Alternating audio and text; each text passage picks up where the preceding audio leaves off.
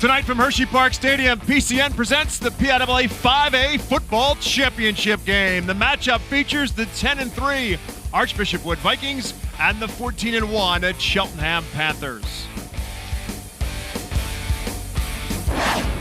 Good evening, everyone, and welcome. Our coverage of the PIAA Football Championships continue alongside Ross Tucker. My name is Bob McCool. Archbishop Wood won the District 12 championship. Cheltenham won the District 1 championship. And you may have heard the name Archbishop Wood if you follow high school football in the state of Pennsylvania. Cheltenham, maybe not so much, but do not be fooled. This is a very athletic bunch of Panthers. Yeah, it should be an awesome game. I mean, you love it. Cheltenham, first time here ever. Archbishop Wood seems like they're here every year, but it's a different Archbishop Wood team for sure. Make no mistake about it. Small senior class. They don't have that huge offensive line we're used to. They're not littered with Division I players. They are just tough. Meanwhile, Cheltenham, they are fast. Should be fun. It should be. And again, for Archbishop Wood, it's a whole nother coaching regime as well.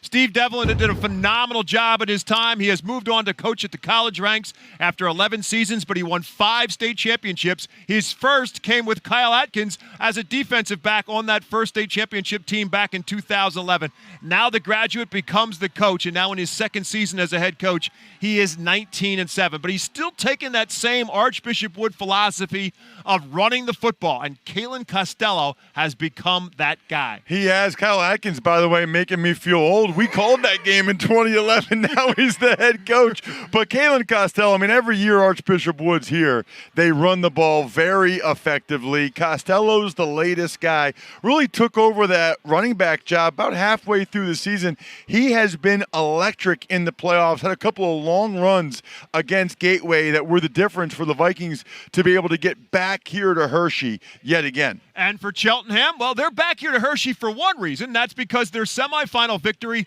over Cacalico was played in this stadium. But Ryan Nace, what a phenomenal job he has done. He knows all about the Philadelphia Catholic League because he played in it, played at Father Judge High School. But now in his third season at Cheltenham High School, 24 wins, 13 losses, okay. But he is 2-8 in his first year, and he has built a program here, and he's taken a page out of what a lot of people do with a spread offense, but great athletes to run that spread offense, and the guy to take the charge of it all, maybe the best name in the tournament, Adonis Hunter. Well, and they've got a lot of talent, Jameer Barnes, some of the other speed, but Hunter's the guy that runs it. And you see anytime, especially you're watching, Bob, college football these days, so much zone read option, so many RPOs. Hunter is that guy. Does it with his arm, does it with his legs, does a terrific job making the reads that are necessary in that offense and getting the ball on the perimeter to his playmakers. Well, the state of Pennsylvania geographically is pretty large, but when you take a look at these two teams, there's not a whole lot of separation between the two. In fact, 10 miles between the two. Cheltenham in Wyncote, Pennsylvania, which is in Montgomery County. Archbishop Wood is in Warminster, which is in Bucks County. But I'm telling you, there is 10 miles between these two schools. You could take a ride up 611 and you'd be from one to the other in a pretty quick order if the traffic's not too bad in Philadelphia. Let's go with that. However, the road to get to this state championship may be a little bit more difficult. For Archbishop Wood, they first had to take care of Martin Luther King to get out of District 12. Then they beat Southern Lehigh, the District 11 champion, and then a last-second field goal to take out the District 7 champion in Gateway a week ago. Cheltenham has been a couple of shootouts in a row. They won the district championship game over Academy Park by a final score of 43-42, and then last week in the semifinal against Cacalico, 56-49. So this much we can say about the Panthers. They can put points on the board. Can they do it against Archbishop Wood? Well, and it's really interesting too, Bob, because I think that District 3 and District 7 were probably the two best districts this year at the 5A level. I mean, think about District 7, you have Gateway and McKeesport and Penn Trafford and Peters Township and all them. District 3 had Cacalico and Warwick and Manheim Central. But neither one of them are here. Right. It's a couple of schools at Philly that made it all the way here. And we'll see whether it's the physicality of Archbishop Wood or the speed of Cheltenham. And again, as you said, and I always say that the great equalizer of high school sports is graduation. It is not your big brother's Archbishop Wood football team. It's a different look to Archbishop Wood. But again, they have at least been here before. Cheltenham has not. I think the first few minutes has got to be very important. Anytime you've got a blue blood, if you will, like Archbishop Wood going against against a newbie like Cheltenham, you do have to see how the first few minutes go. Are the nerves there for Cheltenham? The good news is they played here last week against Cacalico here in Hershey, so they at least have a familiarity playing here. And you're right, you look at Archbishop Wood, not the same team we're used to. They don't have that huge offensive line, and they also aren't littered with Division I players. They're just a darn good high school football team. Yeah, and it's a lot of underclassmen as well for Archbishop Wood. Not only is their coach young, but they are young as well. So we'll see. I mean, for Archbishop Wood, there could be some nerves as well, just because it's littered with sophomores and juniors out there. Well, and you would think that Archbishop Wood, as they take the field, will have a really good team next year as well. I mean, their running back, their quarterback, so many guys are juniors. So we might see Archbishop Wood back here yet again a year from now. But for Cheltenham, again, they are the newbie, as Ross said. They are here, but they are here with a purpose. They, again, very athletic team. And Adonis Hunter, distribution of the football, he has been very good at it, whether they're running the football with Jameer Barnes or getting the football into the hands of people like TJ Harris who can just take it to the house. Yeah, they've got all kinds of speed. I mean, you mentioned it, TJ Harris, Jameer Barnes, who's going to Monmouth, Nate Edwards. They give him the ball a lot on jet sweeps. I mean, they've got 3 or 4 guys that can take it the distance anytime they get the football in their hands. So from an Archbishop Wood standpoint, defensively, obviously containing the edge becomes a high priority. There's no question. They were able to get the edge against Cacalico, and they took it to the house. Kyle Atkins and his team, usually very disciplined. I'm pretty confident they'll have a good plan. We'll see if Cheltenham's able to counter it. And we'll find out very shortly. The captains will start to make their way to midfield. We'll have our coin toss, our national anthem, and get you set. It's the 5A Football State Championship. Archbishop Wood, the champions from District 12, taking on the champions from District 1, the Cheltenham Panthers, who are 14-1. One of them's coming out with a PIAA Gold in 2019. Again, Vikings looking for their 6th overall state title. Cheltenham looking for their first. One will win the gold tonight. They raise funds and awareness for special needs programs.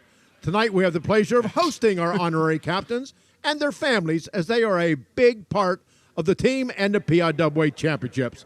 I call your attention to midfield as we welcome tonight's honorary captains. Honorary captain for Cheltenham, please welcome Derek Israel. And Archbishop Wood, honorary captain Matt Beckman. Welcome to PIAA Championship Football. Captains meeting with the officials at midfield for Archbishop Wood. Their captains 22, Ryan DeVirgilis. Winner of the coin 51. And they'll receive. 54. Charlie Villager. 55, Thomas Pomponi. Captain for Cheltenham, number 12, Zachary Gaffin.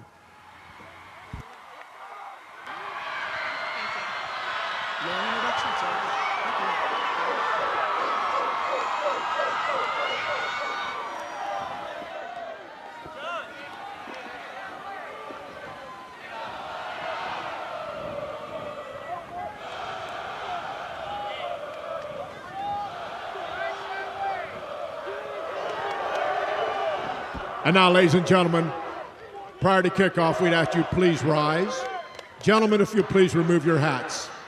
We'd ask all military personnel, active or retired, if you please render a hand salute as we honor the United States of America. Salute its leaders and members of the armed forces with the singing of the Star-Spangled Banner, to be sung by Emma McQuinn from Lower Dauphin High School. Ladies and gentlemen, we present with pride and much gratitude our national anthem. Oh, say, can you see by the dawn's early light what so proudly we hail at the twilight's last gleaming, whose broad stripes and bright stars through the perilous fight o'er the ramparts we watched were so gallantly streaming, and the rocket's red glare, the bombs burst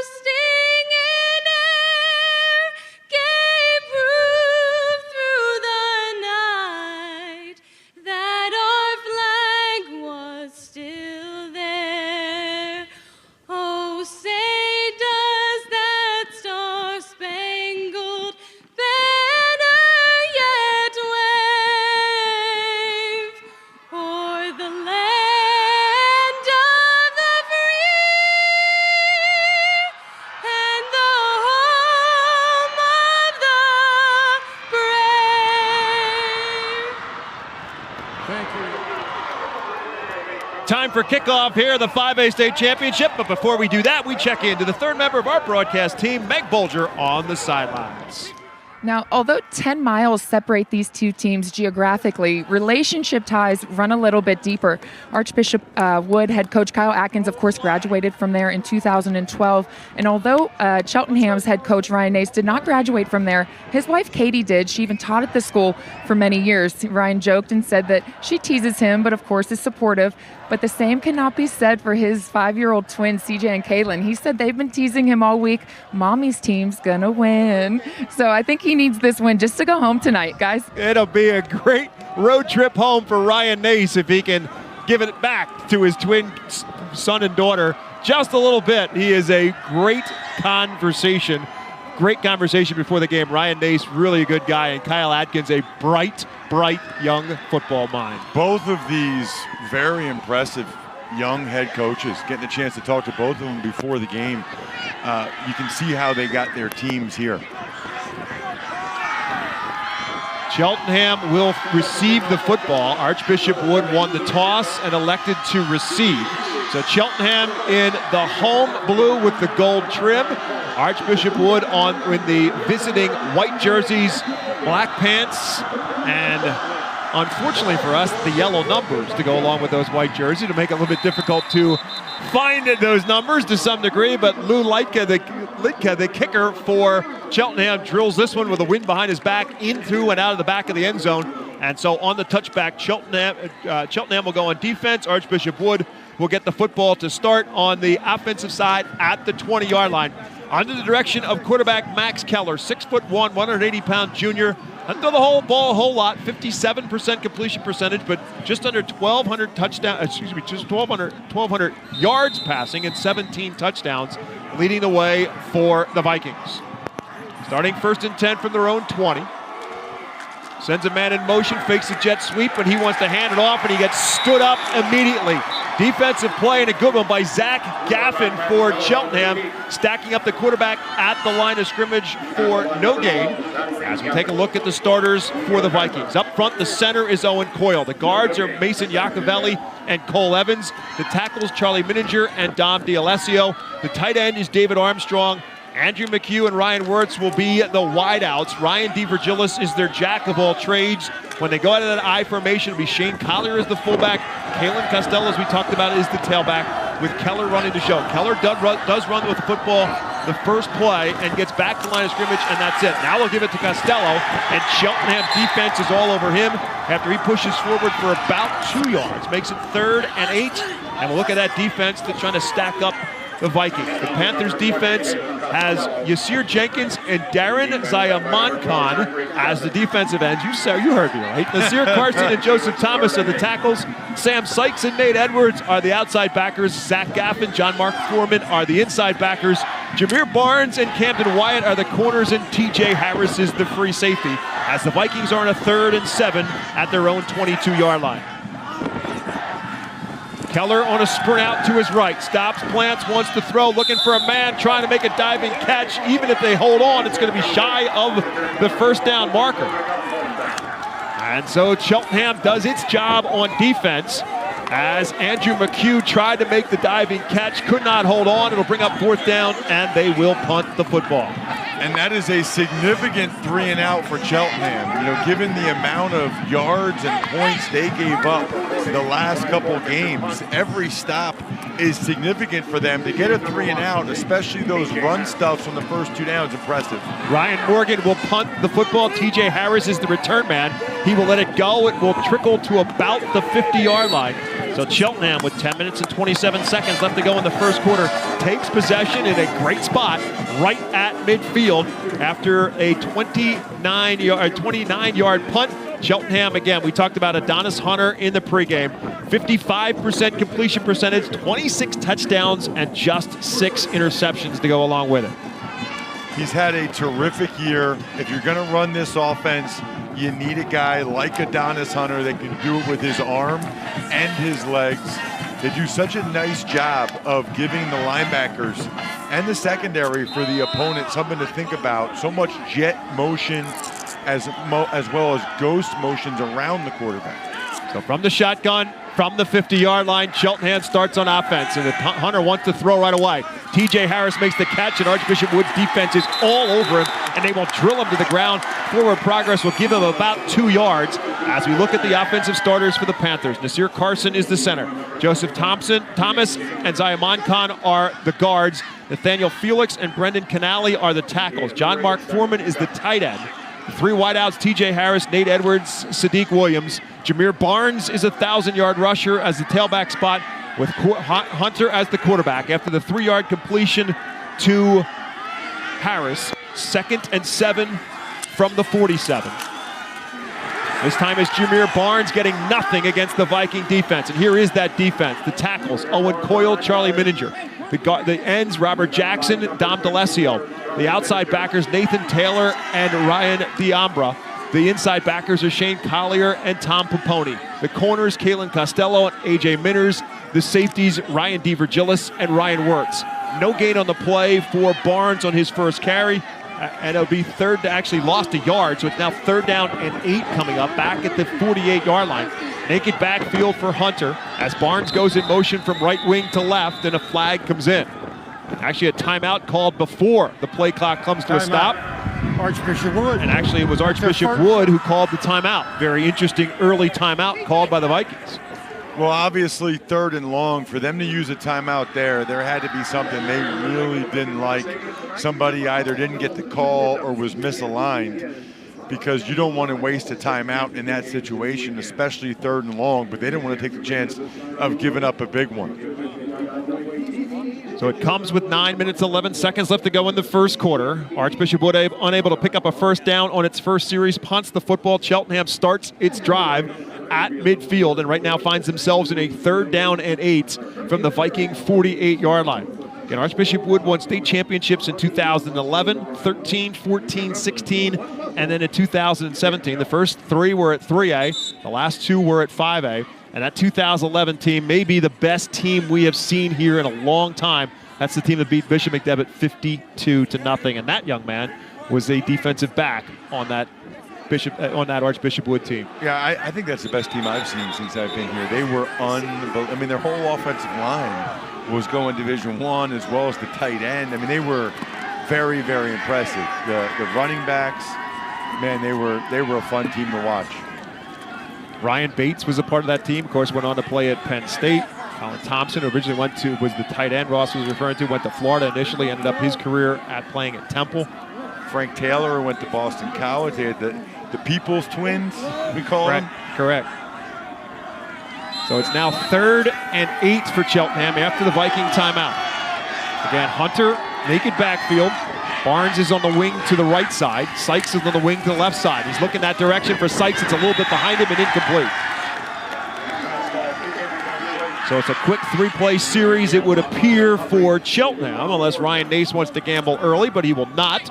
He will send Lidka out to punt. Cheltenham not able to take advantage of outstanding field position, a pair of 3-and-outs. They got what they wanted. Sykes on the out route. I think if he catches that, he had enough room to get upfield to get the first down. Archbishop Wood is staying with defense. Stay here. They are alert for any kind of fake. Don't have their punt return unit out there. This is really their starting defense is still out there. Yeah, Costello is back. McHugh was back there with him and then came sprinting up towards the line of scrimmage, but they do punt the football, and Lidka will boom it. Again, the wind is behind him, and he'll boom that one into the end zone, and so it'll be another touchback. This one on the punt will give Archbishop Wood the football back at the 20. It'll go down as a 48-yard punt for Lidka. And with 9:01 to go, after both teams unable to pick up a first down on their first series, the Vikings' second series, like their first, starts at the 20-yard line. Both teams kind of feeling each other out here early. We'll be curious to see what adjustments they make. Archbishop Wood, this is the offense we're used to. A couple of tight ends and a fullback. Collier is the fullback. Costello is the tailback. Play action fake to him. And Keller on a sprint out, trying to get outside. Got a man wrapped around him. He does unload the football, but they're going to say he was down. Great job on the defensive end. Cheltenham will bury him in the backfield. It's John Mark Foreman who will sack him back inside the 15-yard line. Watch John Mark Foreman, right side of your screen. He's going to see Keller try to break contain. He explodes, wraps him up. I think that's a good call. I mean, really, he's either down or it's intentional grounding. Either way, there was a flag thrown late, so I think that's going to be the decision, whether or not it was intentional grounding. Offense. 5-yard penalty. Locks it down. Our officiating crew, the referee you just heard from him, Wayne Mathis. The umpire is Jerry Jones. No, not that Jerry Jones. The linesman is Michael Marchie. The line judge is Dan Boyle. The field judge is Andrew White. The side judge is Robert Manns. And the back judge is John Zillis. They're out of District 8. So the intentional grounding is going to cost them some space and a down as well. On the intentional grounding penalty, they're going to back up Archbishop Wood back inside their own 10-yard line. I'm a little confused on that one because they marked him down. So how do you have intentional grounding when they already marked him down for a loss of yardage? It's either one or the other. So they're back to the 8, and it's now second down. They whistled beforehand, and there's a flag thrown again.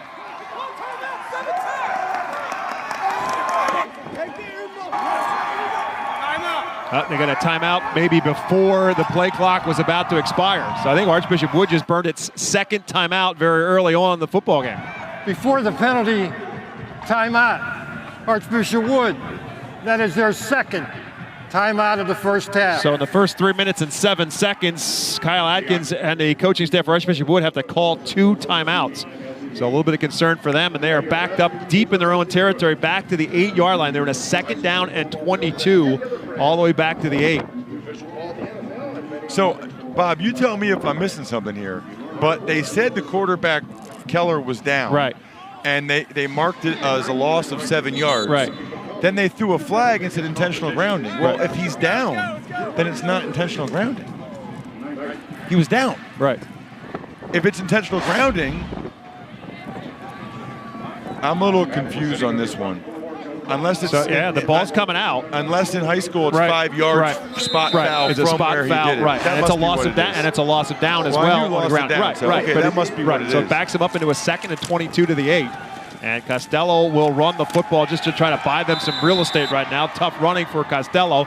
Gets himself about 3 to the 11-yard line, and he is wrapped up and brought down there by Yasir Jenkins.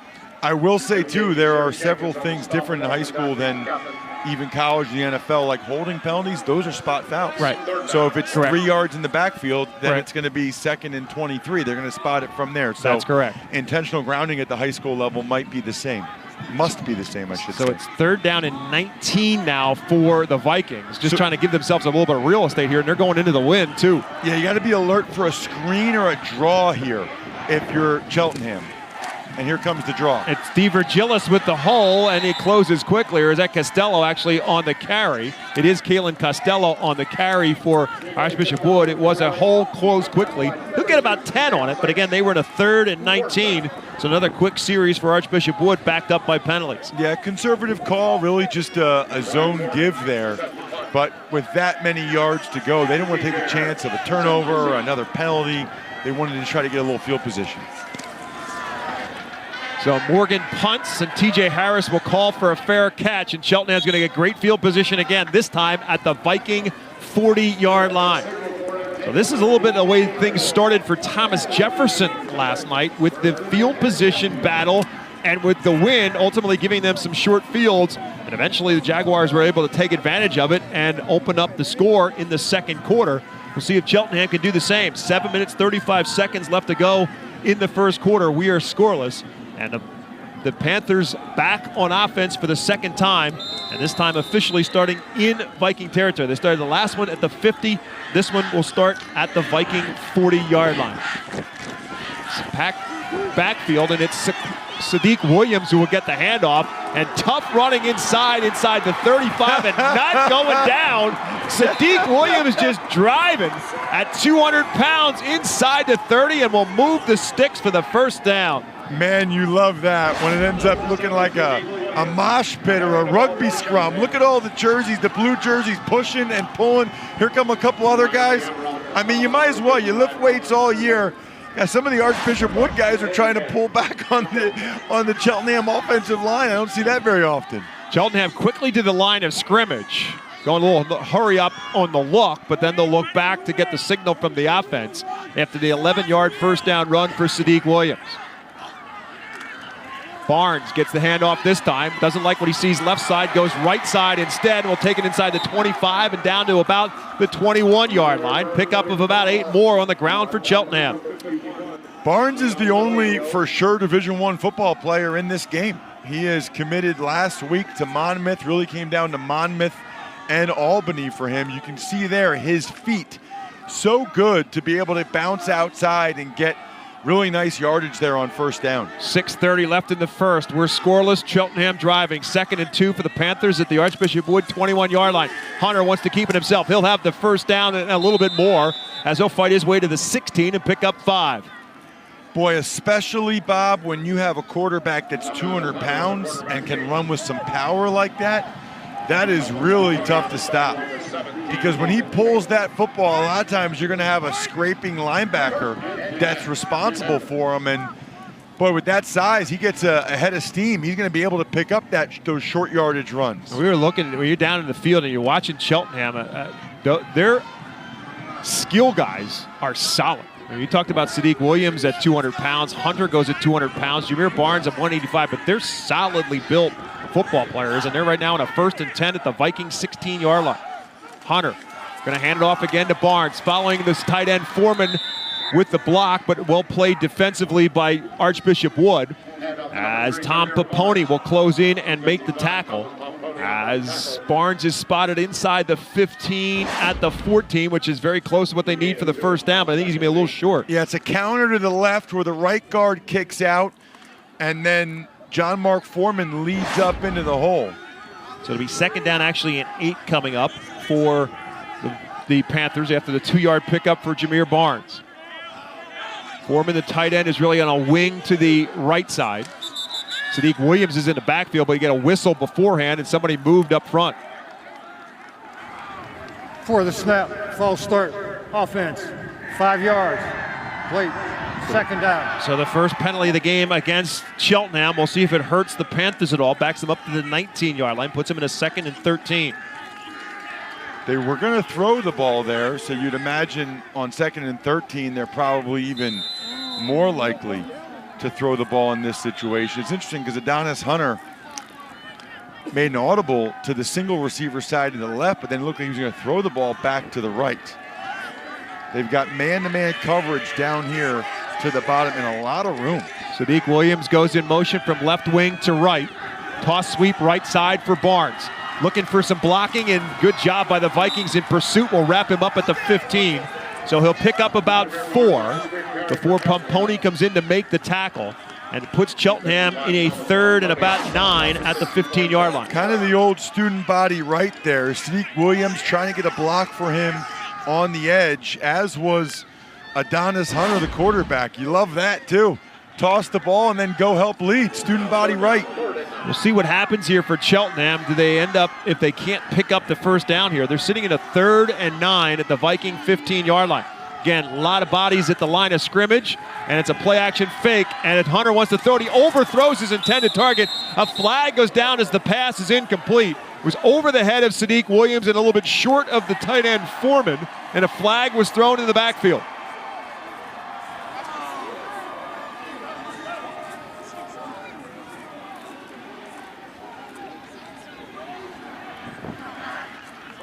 So we're going to wait and see what the penalty is all about here. Looks like it's going to be against Archbishop Wood defensively. They're marking it off. During the pass, holding, defense. So it'll be half the distance to the goal line from the 15. We'll put it inside the 10 to about the 8-yard line. And unlike the NFL, you can see there, Nate Edwards was just tackled to the ground, pulled down. But unlike the NFL, it's not an automatic first down, which I like, by the way. I don't like the automatic first down. Sometimes it's 3rd and 18 and there's a 5-yard hold. It's automatic first down. Now, though, they can probably run it twice, maybe even once to get the first down. Looking at about a 3rd and 2 here. Hunter has it, runs into a defender, bounces off that defender. Great second effort by Jameer Barnes. The Viking defense, great pursuit to the football, but the second effort should be enough for a first down for Archbishop Wood. For Cheltenham. Boy, they had him in the backfield too, Bob. They were all over it, and that was all Jameer Barnes. There were a couple guys right there as soon as he got the ball. I mean, that's a difference-making player right there. To pick up those 3 or 4 yards when he probably should have lost yardage. You know, it's not always the 40 and 50-yard exactly runs that say. impress people. Yep. Sometimes it's the 2 or 3 tough yardage runs that really stand out. And as a result of that, the Panthers are now in a 1st and goal at the 6-yard line. 3rd first down of this drive for Cheltenham. They started the Viking 40-yard line, and they started with a run to Sadiq Williams. He picked up the first down. Not happening this time. The Viking defense, again, great pursuit to the football. First guy there to make contact for Archbishop Wood was Dom DeLessio. They're not having a whole lot of success running inside. That time, you see DeLessio getting in the backfield. Archbishop Wood's getting a lot of penetration up the middle. Pomponi was in on that one as well. I think Cheltenham's going to have to try to get to the edge. 2nd and goal back to about the 8-yard line now for Cheltenham. Here's a toss sweep trying to get to the edge with Nate Edwards, his first touch.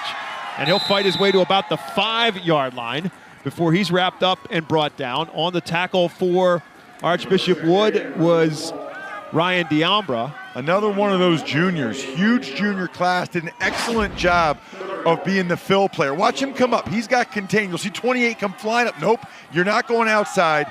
I've got contained. I'm making you go back inside, and I'm going to make the tackle. Really well done. When you are the edge, the force player, contained player, whatever you want to call it, you got to show up. You got to show up right now, and at a minimum, turn that thing back in. 3rd and goal. Foreman and Sadiq Williams come out, so they bring in a little bit more speed with Edwards in the backfield, and another whistle and a flag on a procedure penalty again against Cheltenham. So the Panthers move forward and then they shoot themselves in the foot again. 5 yards. And that's going to back them up to the 10. They remain now 3rd down and goal to go. They've had a couple of penalties now go against them. Ryan Nace looking at that play sheet, figuring out what he wants to go with. Still seems to me like getting the ball to guys like Edwards and Barnes in the flat in space is going to be their best bet. Barnes is actually going to go as a receiver, slot to the left, with Sykes slot to the right. TJ Harris is split right. Nate Edwards is in the backfield, sidecar right of Adonis Hunter. Timeout. Offense. That's her first. And so now Cheltenham will burn its first timeout. So both teams using some early timeouts in this first quarter. This is a now almost 6-minute drive for Ryan Nace's team. And again, he started at the 40-yard line, working his way in, trying to see which team can finally punch one in this first quarter. We're scoreless right now with officially 1:39 left in the first quarter clock. And I'm almost starting to get the impression, Bob, that there might not be a whole lot of scoring in this game. So, you know, being the team that gets the first points on the board, whatever they may be, are significant. And although it doesn't look like it's as bad, nearly as bad as it was for you guys last night, Bob, the Panthers still do have the wind at their back right now. Right. So you'd like to try to take advantage of that. Yeah, it was much more forceful and much more gusty last night. Let's check in before they snap the football with Meg Bulger for more down to the sidelines. Yeah, well, guys, Cheltenham's motto since last February has been good to great. Coach Nace, as the players bought into that, they've been doing things that they've never done before. He said, no one thought we'd get to this point, so we might as well win it. But that almost didn't happen today. At around 4 o'clock, they're over in Chocolate World, riding the ride when the ride breaks down. He said players were freaking out, yelling, hey, we got a game to go to. He said, hey, that's just the way we do things, and it works. He said that just seems to be the Cheltenham way. Hunter throwing for the end zone. Leaping attempt by Jameer Barnes, but it's broken up and incomplete. Well played defensively by the Vikings, and the pass is knocked away. I believe that was Pigford on the coverage for Archbishop Wood. It was actually A.J. Minner, stride for stride with Jameer Barnes, and went right up with him to force it incomplete. Yeah, they liked that matchup, and Barnes had it in his head. Credit Minner's doing a nice job staying with it, didn't panic. No penalty there. And Barnes just couldn't quite haul it in. And so they will go for the field goal here. It will be Andrew Moreland who will attempt, and they fumble the snap. The snap went through the holder's hands. It's a loose football. Moreland picks it up and will get tackled at the 20-yard line. So what would have been a 27-yard field goal attempt ends up never being attempted. as the snap went away from the holder and was a loose football. Cheltenham is denied. Well, we've seen that already multiple times this weekend. Special teams can and usually are a major factor here in the high school state championship games. And so with 1 minute and 26 seconds left to go in the first quarter, there's a timeout on the field with Cheltenham and Archbishop Wood right now in a scoreless tie in the 5A football state championship game. It doesn't matter what part of the state you're from. One thing is certain. Pennsylvania loves sports. On the first Friday of the month, PCN takes you inside the lines at 6:30 p.m.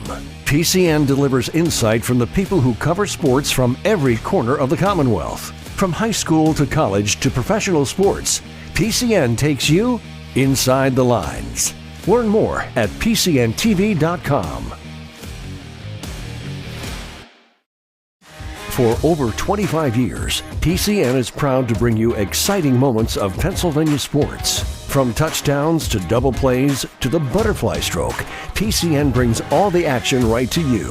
PCN is a 501c3 nonprofit television network that receives no state or federal funding.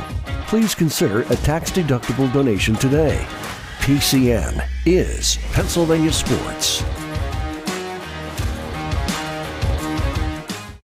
After the missed field goal opportunity for Cheltenham, Archbishop Wood back to work on offense, and Keelan Costello on a sweep to left side, starting from his own 21-yard line.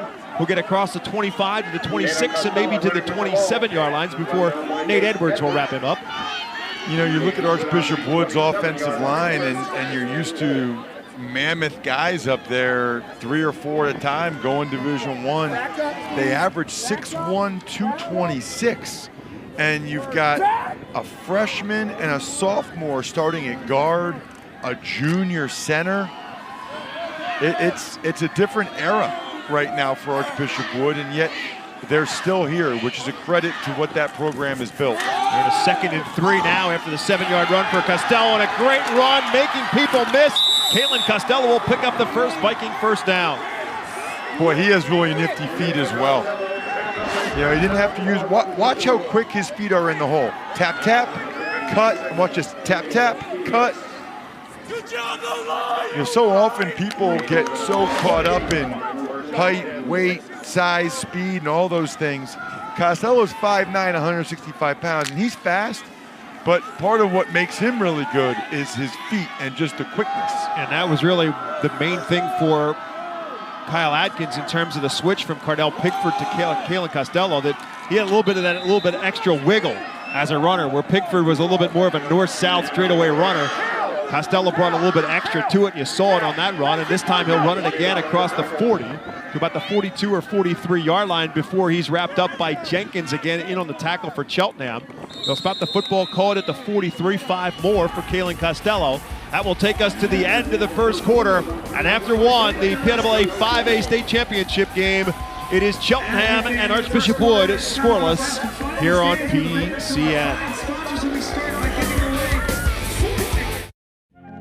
For less than the cost of a stylish coffee, you can support PCN and our programming. With your donation, you help bring Pennsylvania's history and culture, politics and policy, and the best of Pennsylvania sports to all of the Keystone States residents. Please consider a monthly gift to help PCN continue to be everything Pennsylvania.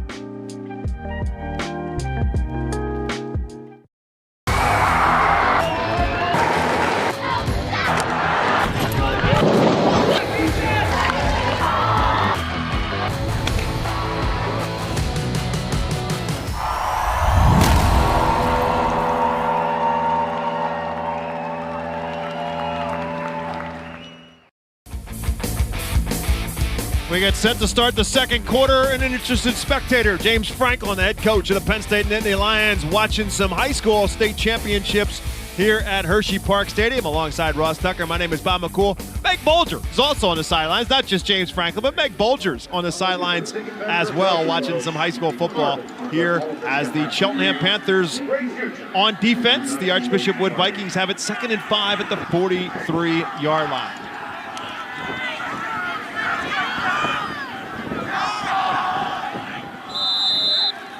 Vikings with a couple of handoffs to Kalen Costello. He is the lone back in the backfield with Max Keller as the quarterback. And again, they'll continue to give it to Costello. He's got room. He's got to cross midfield.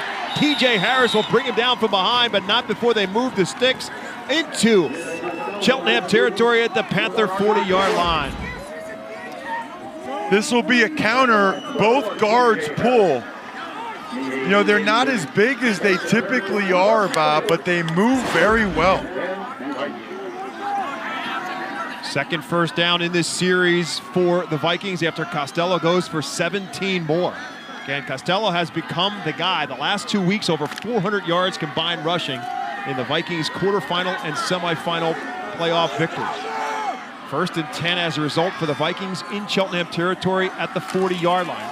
Shane Collier, the fullback ahead, and Costello again moving people out of his way as they'll take it for another first down inside the 30. 11 more down to the 29-yard line. Archbishop Wood is starting to get it going now.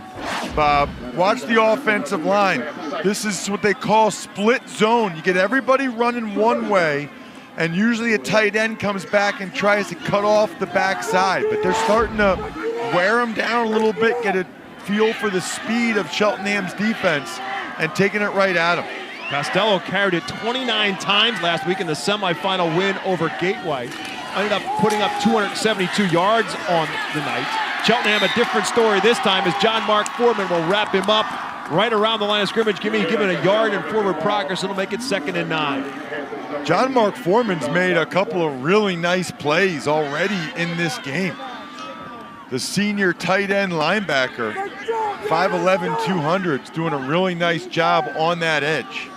2nd and 9 at the 28. It's been a steady diet of Kalen Costello for Archbishop Wood in this series.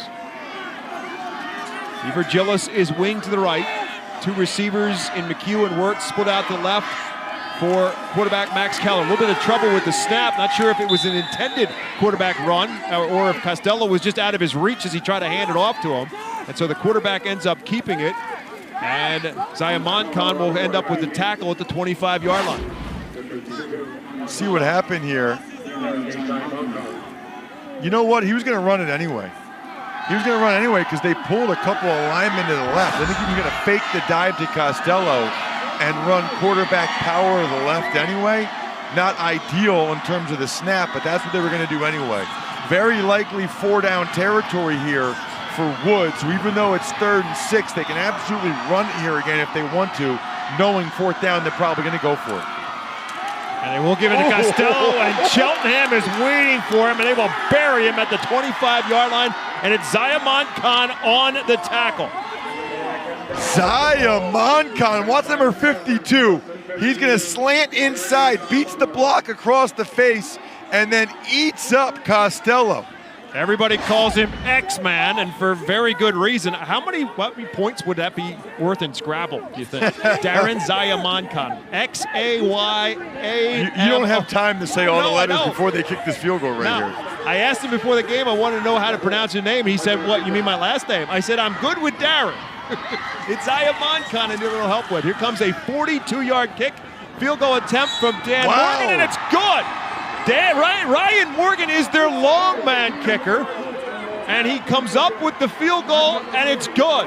Ryan Morgan is a soccer player. They actually had a game-winning field goal last week against Gateway that was a 25-yard kick, and Ryan Morgan wasn't there because he was at a soccer game, and they had to go to Robert Meyer, who is their extra point kicker. He made the 25-yarder, but a 42-yarder by Ryan Morgan is good, and Archbishop Wood's on the board first. Well, and we are already seeing the difference that special teams can make. You know, the poor snap for Cheltenham, when they had a much closer field goal attempt, they were not able to go ahead and get the field goal off, and now Archbishop Wood hits a long one. So Ryan Morgan with a 42-yard field goal, taking full advantage of the breeze behind him, and he drills it through from 42 yards out. Archbishop Wood is on the board first. It's 3-0 Vikings with 8:45 to go. So a steady diet again of Kalen Costello running the football, and it gets them to the 25. The drive stops there thanks to the big play defensively by Zion Khan. They settle for the field goal, but Morgan takes advantage of it. 3-0 Vikings. So again, the Vikings only have 41 players on the roster, which is a bit surprising when you look at it. But again, we're talking about a very different scenario right now for the Vikings. Here they kick it short. It's T.J. Harris on the return from the 25. 30, 35, and that's as far as they'll go forward progress. Nice job on special teams by Archbishop Wood. So Cheltenham now down 3-0, back to work on offense from about their own 35-yard line. They really haven't gotten uncorked yet, though. They've moved the ball, Bob, but they really haven't gotten a lot of space yet to really showcase their speed. And credit Archbishop Wood for doing a nice job of keeping everything in between the tackles, nothing long so far. Cheltenham's had to earn everything. And they've gotten great field position their first two series. They started the first one at the 50. They started the second one at the Viking 40. Could not cash in on it. Again, they were lining up for a field goal, but had an issue with the snap. So Cheltenham back to work now, down 3-0 from their own 35-yard line. Jameer Barnes is caught up in a traffic jam, and he won't get more than a yard or two. Just too many Vikings pursuing to the football. And it was Shane Collier, first one to make contact, give him 2 to the 37-yard line. Boy, the one thing, I know they've had to use a couple timeouts, but the one thing you certainly notice about Archbishop Wood, every time they've been here, very well coached, even though now they have a new coach in Kyle Adkins, who's all of 25 years old. He said, yeah, I said, your name sounds familiar. He said, yeah, I was on the 2011 team. Gosh. Second down and 8 from the 37. I wanted to give it to Sadiq Williams, the flag beforehand. Cheltenham's going to get called for another procedure penalty. False start. Offense. 5 yards. Third one Second called down against the Panthers. It'll back them up to the 32-yard line. Makes it second down now and 13 to go. Ryan Nace, not a whole lot older. He graduated from Father Judge in 2002. On to play his college football at Lafayette. And now in his third season running the show here at Cheltenham. Clock operator, if you could hear me, would you please reset the game clock to 7:50. 7:50.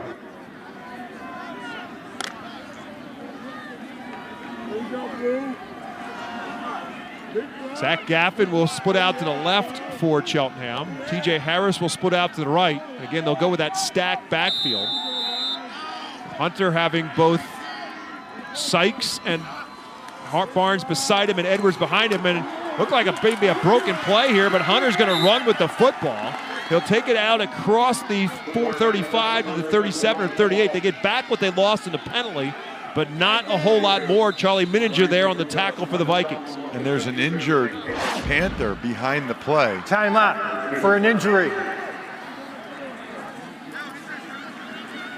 And that was a design quarterback run. You know, they had Barnes going one way to try to slow down the eyes of the second and third level, and then he was going to go ahead and he was going to follow Nate Edwards up the field and cut it back pretty early. It is Darren Ziamonkon who is down right now on the field for Cheltenham, but good to see him get up, limping a little bit as he walks off the field. That's a two-way starter for the Cheltenham Panthers. And a great story as well at that offensive line. Brendan Canale actually sprained his MCL first game of the season. And the only reason he is back in the starting lineup is because of how long the season has gone on for Cheltenham. His first game back was last week in the semifinals against Cacalico. The Panthers season doesn't extend now to the 15th game of the season, 16th game of the season. Brendan Canale doesn't get to a chance to continue his senior season. Encroachment. Defense. 5 yards. Third down. This time it's the Vikings who jump off side. So now all of a sudden it's 3rd and 2 as a result for Cheltenham. So a big break there for the Panthers. We'll see if they can take advantage of it. Now at the 43-yard line. Cheltenham quickly over center. Barnes and Harris split out to the right. Edwards split to the left. Sadiq Williams is the back in the backfield on 3rd and 2 from the 43.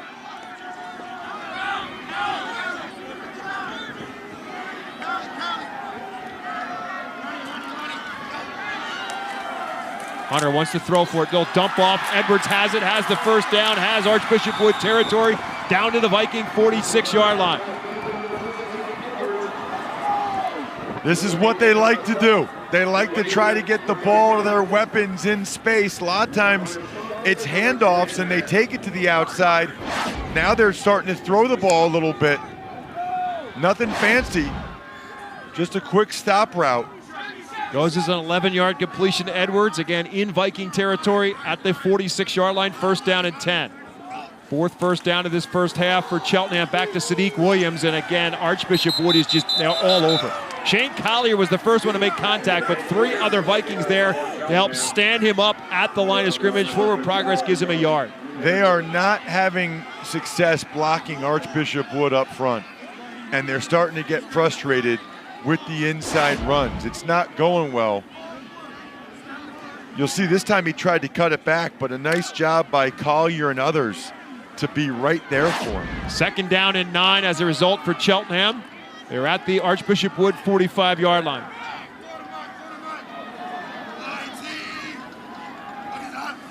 This time it's Sykes in the backfield, but Hunter wants to throw for it. Nothing open right. He's going to run left instead.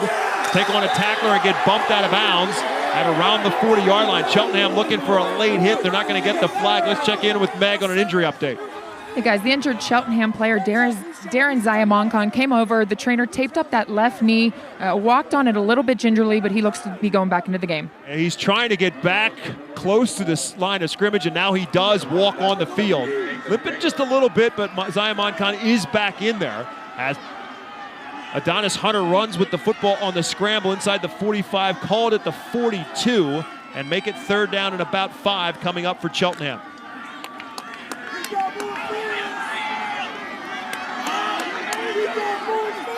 I formation this time. It's crazy how they have Edwards and Barnes interchangeable. And again, a flag comes down. No timeout called beforehand. Ryan Nace calls the timeout. Timeout. Comes with 5 minutes and 48 seconds left to go. So that's their second head coaches timeout of the first half. Thinking about taking a timeout to the locker room. Archbishop Wood called a couple early ones. Ryan Nace has called a couple timeouts as well. Clock operator, could you please set the game clock to 5:50. Thank you. So both teams are now down to 1 timeout remaining. It's 3rd down and 5 at the at the Archbishop Wood 42-yard line for Cheltenham. So it'll be interesting to see what happens if they don't pick up. You got to figure for Cheltenham, it's probably 4-down territory, even though you're inside, maybe only inside the 40-yard line. And they're down 3-0. 5-0 on the game clock.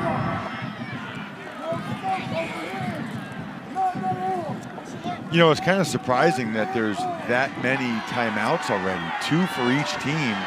You know, these are teams that made it to a state championship game. They've already had to use 4 timeouts.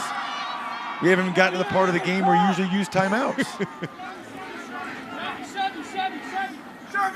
I see this a lot. They're looking over at Coach Nace for the play. They all check the wristbands to find out exactly what the signal was. 3rd and 5 is what they're looking at. It's Sykes looking to find some daylight. Doesn't matter. They're not going to get through Archbishop Wood. They'll wrap him up. Maybe even lost a yard. Back to about a 4th down and 6. So what do they do here? Decision time for Nace. Looks like he's going to punt it away. I just don't think he has the confidence right now that they can pick up 6 or 7 yards to get the 1st down. So Litka will come on to punt now. And Archbishop Wood will get another possession on top 3-0. It's Costello who is the return man. 5 minutes, and it's a fake, and Edwards is going to run for it. Trying to get the edge, makes a man miss, and he's going to pick up the 1st down. Bumped out of bounds inside the 30-yard line. Cheltenham goes for the gamble and takes it for a 1st down run. Boy, what I love about that, Bob, is he sent the punt team out right away. But he knew he went, you snap it to the up back, hand it to Edwards, you get some flow going that way, and Edwards able to get in space against McHugh and able to get the 1st down. So the Cheltenham Panthers, they won their first ever district championship this year in a state championship game for the first time, and maybe with nothing more to lose, why not go for it? And the fake punt goes for a 16-yard 1st down run. The Panthers still in business at the 26-yard line. Here comes Barnes trying to get out to the left edge. Makes one man miss. Second man will eventually bring him out of bounds, but not before Jameer Barnes will take it inside the 20 to the 19 and pick up about 7. Well, one of them was a fake punt, but that's still back-to-back plays, Bob, where Cheltenham has been able to get the edge. You know, and that's a good lesson right there. John Mark Foreman did not get a great block on the edge there, but he got enough that it was still hard for the Wood edge defender to get off that block and try to keep everything contained inside. It was Nathan Taylor who was fending off the block from Foreman. And ends up at a 7-yard run for Barnes. They'll go back to him. He'll find his way through the middle of the Wood defense and turn into a first down inside the 15 down to about the 13. Another Cheltenham first down, their 6th of the first half. And now they're doing a good job on that play of actually getting some movement up front. Can they finish, though? I still think their best bet's going to be when they get the ball to the edge with Edwards and Barnes. They got as close as 1st and goal to the 6th on their last possession. Ended up not being able to get the field goal because they couldn't get the snap placed right. They're going to throw a little out pattern for the corner looking for TJ Harris, but Adonis Hunter floated it a little bit and it goes incomplete. He had him. They had what he wanted. Just not a great throw. Throwing into the wind, which looks like it's picking up a little bit again here. Let's see if this ball died on him a little bit, Bob. Got some air under it, and it looked like it started to sail away from him. Yeah, in this stadium and going into the wind the way you are, you just can't put a whole lot of air under it, and that's exactly what Adonis Hunter did. And so now it's 2nd and 10 at the 13-yard line. Hunter wants to keep it himself. Breaks one tackle, but again, the containment, the pursuit by Archbishop Wood defense will wrap him up. Line of scrimmage, it's 3rd and 10. They are really doing a nice job against the quarterback run game. Very disciplined has been Archbishop Wood. You know, a lot of times when he's faking the dive, you see a bunch of guys go for the dive. They've held firm with their responsibility on the quarterback every time. 3rd and 10. From the 13-yard line coming up for Cheltenham. Barnes is the back in the backfield this time beside Hunter. 2 tight ends set. Edwards split to the left side, Harris to the right. Looking for Edwards, going to throw it for Barnes instead, and he's double covered and run out of bounds. Incomplete. Barnes was trying to get to the football, but he had 2 defenders for Archbishop Wood right there with him, stride for stride. It's an incomplete pass, and it's 4th down. Boy, there was some contact there, too. And the Cheltenham folks feel like there should have been interference called. Watch the right side of your screen. Hunter does a nice job just to get rid of it. Boy, I don't know. At first glance there, I think that's pass interference. Shane Collier was the defender. He was making his way towards the football. He would have had it was not uncatchable. He would have had a chance to make a play on the football. A little surprised they didn't call interference there. They will go for it. 4th and 10 at the 13-yard line. No, maybe not. They're going to call a timeout. So Ryan Nace will burn his 3rd and final timeout with 3:49 left to go. Take another look at it. Ball's in the air. Now, there is no uncatchable rule in high school football. So there's not. You can't call it an uncatchable pass. And you know what? Looking at that angle right there, no. I think it was good defense. I do too. You know, at first, from the other angle, it looked like he knocked Barnes down.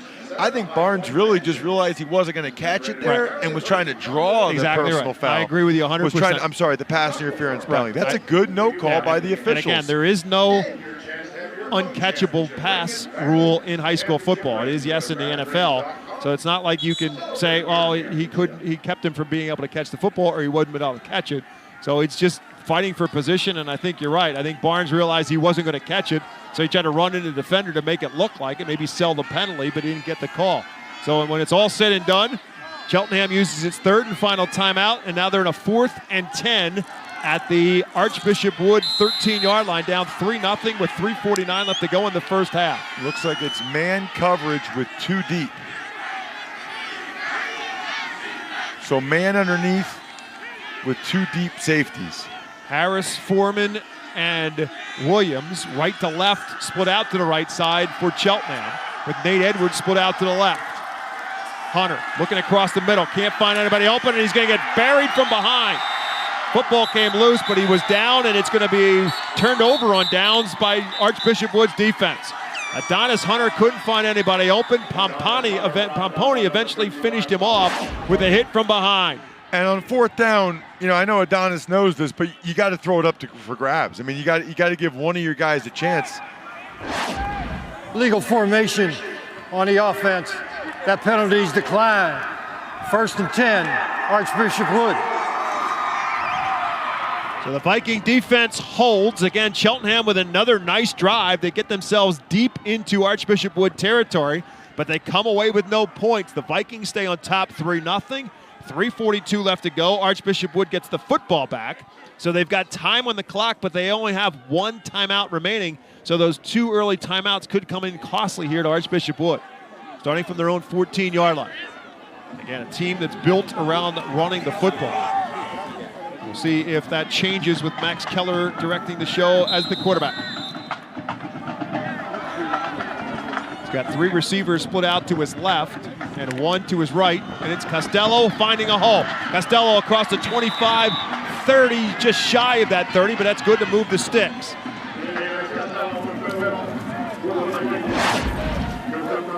Inside zone scheme. Nice job battling up front by the Vikings offensive line.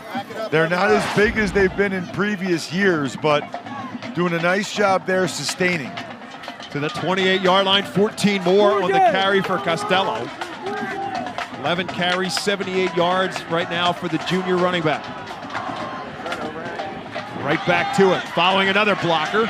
To the 35, he makes a man miss, makes another man miss, fighting, and finally gets out of bounds. That'll stop the clock with 3:07 left to go, and it's very close to another Viking first down. It's the old counter tray there where they pull both the backside guard. Watch the left guard and left tackle come. Everybody on the front side is down. Nice kick out block. And then D'Alessio, the backside tackle, got up on the linebacker. Barnes and Harris eventually tackle him, but again, he got out of bounds, stopped the clock with 3:07 to go.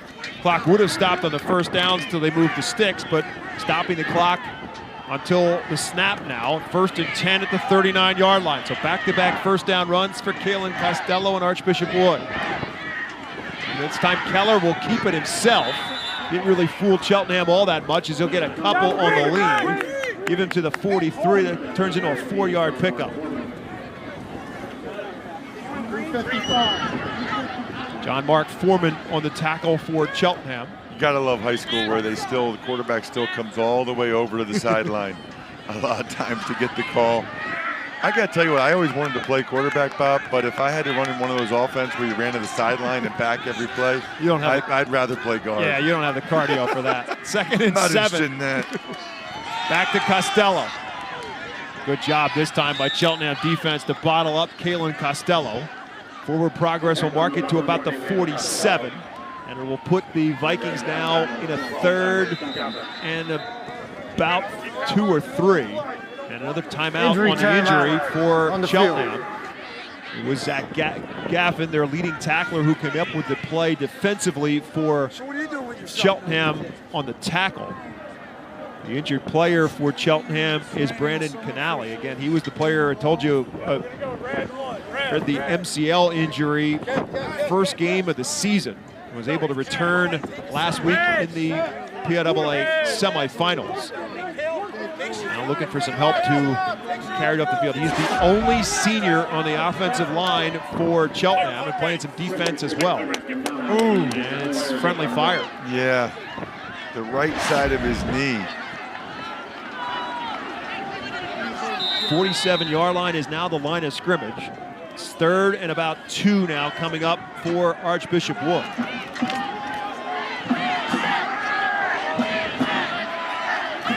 "13 carries for 96 yards for Kalen Costello. After that run for about 5, they play action fake to him. Keller wants to throw, and it goes right through the fingertips of his intended target. Jacob Capiello was the target. Incomplete pass will stop the clock with 1:57 left to go, and it's 4th down. Atkins hasn't sent the punt team out yet. I would imagine he's going to punt this football. Got the wind to your back. Certainly you would think you want to back up Cheltenham, not give them a short field if you don't pick it up. You're looking at a 4th and 2. Maybe not. Showing a lot of faith and aggressiveness in the offensive line. Now, do they try to get Cheltenham to jump here? They do have one timeout left, so if they don't get him to jump, they could call the timeout. Nope, they snap the football. They give it to Costello. He's got the first down and into Cheltenham territory, down to the Panther 45-yard line. The drive continues. Wow, that is a gutsy call by Kyle Atkins. You're up 3-0. You know, 4th and a long 2 from midfield. Here comes both guards. That's really like a wing T play there, like the old 28 trap, 20 sweep, whatever you want to call it. Pulling both guards and getting the first down. So both coaches gamble a little bit. Ryan Nace went for it on a fake punt. Kyle Atkins goes for it on 4th down in his own territory. Gets the first down. Both of them able to gamble and win. And now they'll hand it off to Costello for a little bit more as he fights to about the 36-yard line. 9 more on the carry. It's 2nd and 1. Archbishop Wood still kind of taking their time here. Remember, they only have one timeout left. Down to 1:10 left to go, and inside of 1:10 till they snap the football. It's 2nd and 1. First down, of course, will stop the clock till they move the chains, and Costello will do that. As he's inside the 30, down to about the 28-yard line. Another first down on the ground for the Vikings. And Costello with the ball, picks up a first. 7 more for Costello. And to the line of scrimmage quickly to snap the football. Keller wants to throw for it here. Looking for the out pattern. Pass is caught and immediately brought down on the catch. It's Andrew McHugh, brought down by Edwards. We'll see if this is where Vikings call their timeout or not. Inside of 40 seconds left to go. And this is where that timeout usage comes into play. 3 yards on the pickup, first completion for Keller. Now rolling out to his right, looking for somebody open. He's just going to throw that one away. He was being chased by John Mark Foreman, and Max Keller wanted no parts of that. He just threw that one away. And we'll stop the clock with 27 seconds left to go. Smart decision there by Keller. It's exactly what you want to do. You don't want to take the loss of yardage. You don't want the clock to keep going. Just throw it away. Live for a next down. 3rd down coming up now for Archbishop Wood. 27 seconds left to go. The Vikings still do have that last timeout in their pocket right now. They're in a 3rd and 3 at the 26-yard line, and they're up 3-0. Points on the board from Ryan Morgan for a 42-yard field goal. It's just about where they are right now if they don't gain any more yardage. They're going to have a delay game penalty now, and that's going to change that aspect. Going to back them up 5. Delay game. Offense. 5 yards. Now they're in a 3rd and 8 instead, and they're back to the 31-yard line. You know, I think this game's been a little sloppier in the first half here, Bob, than you would expect for a couple teams in the state championship game. Just the timeout usage, the penalties, delay a game. Not what you expect to see. You know, you wonder if it's nerves or whatever. 3rd down and 12 now after they walk off the penalty. Back at the 31-yard line. Keller, deep drop, looking for the pass across the middle. Diving attempt, and the pass is caught. Excellent catch by Ryan DeVirgilis, and they're quickly going to try to get to the line of scrimmage and spike the football as the clock will not start until they set the chains. And a great throw as well. 25 yards on the hookup. Keller's actually going to play it out. They'll hand it off to Costello, who will fight for a couple inside the 5 to the 3. Take another look at this throw. Offense. That is a nice throw and catch right there. You know, we said it earlier, they like to run the football, but that was a nice job down the seam to get them to a point where now they just used their last timeout. So 14 seconds left. You're probably thinking here, Bob, 1, maybe 2 shots in the end zone and then a field goal. Ryan DeVirgilis, who made that catch, you talk about high school football, what makes high school football great. Kyle Atkins calls him his Swiss Army knife. Why? Because he runs the football, he catches the football, he plays a couple different positions offensively. He's their defensive back, and he also is their long snapper. So that's what the beauty of high school football is. You find a lot of different positions to play your good athletes, and that's what Ryan DeVirgilis is. He makes that catch, puts them in a 1st and goal at the 5. Costello takes them to 2nd and goal at the 3. They use their final timeout, 14 seconds left to go. Keller wants to throw for it. looking to swing it out to Costello, and a great open field tackle by Jameer Barnes. They got to hustle now to try to spike the football. You got to throw it in the end zone. They might not be able to spike this. They stopped the clock with 1 second to go. What a great defensive play by Jameer Barnes. There was 1 second. Number 3, Barnes. Watch the closing speed here and the open field tackle. That is so well done. I am stunned.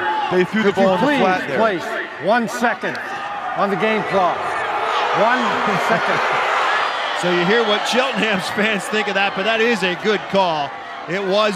He did spike it with a second left to go. So they will get an opportunity now to kick the field goal. And this time it'll be the short man in Robert Meyer, who's their extra point kicker, which is about what this is. This will be a 22-yard field goal attempt, and it's good. And Archbishop Wood will double up its lead. It's the Vikings 6 and Cheltenham nothing. So by spiking the football and having it with 1 second left to go, it allows them to put their field goal unit on.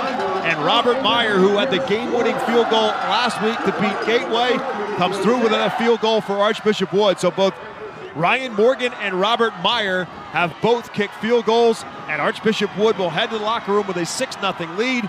Meg Bolger catches up with Kyle Atkins on his way to the locker room. Coach, not a lot of whole offense going on in this game, but nice clock management going for it on 4th down. What was behind that decision? Yeah, we just had confidence in our guys to go for it and get 2 yards. You know, we're going to put that in the hands of our offensive line more times than not. So that was really the thinking there. Defensively, it's kind of been a bend, don't break. What do you want to see from your guys here in the second half? Yeah, I'd like to not give up all those yards, but we do have a bend, don't break philosophy, and it's good when the kids are able to perform with their backs against the wall. So it's good to see. All right, Coach, thanks. Good luck in the second half. Guys. Archbishop Wood only has 41 players on the roster, but 3 of them are kickers, and they use both of them. There are 2 of those 3 in the first half. And Ryan Morgan had a 42-yard field goal. Robert Meyer has a 22-yard field goal. And that's the difference on the scoreboard. Halftime of the 5A state championship game. Archbishop Wood 6, Cheltenham nothing. Mike Zambelli, Jim Wills back with our halftime show when we get back to Hersheypark Stadium live on PCN. Nobody covers state politics like PCN. Our nonpartisan coverage shows the whole event as it happens, without an agenda. As a 501c3 nonprofit public affairs network, we're dedicated to bringing you unbiased coverage as a public service. If you're tired of negative politics and mudslinging ads and want to continue to see the whole story, donate to PCN today.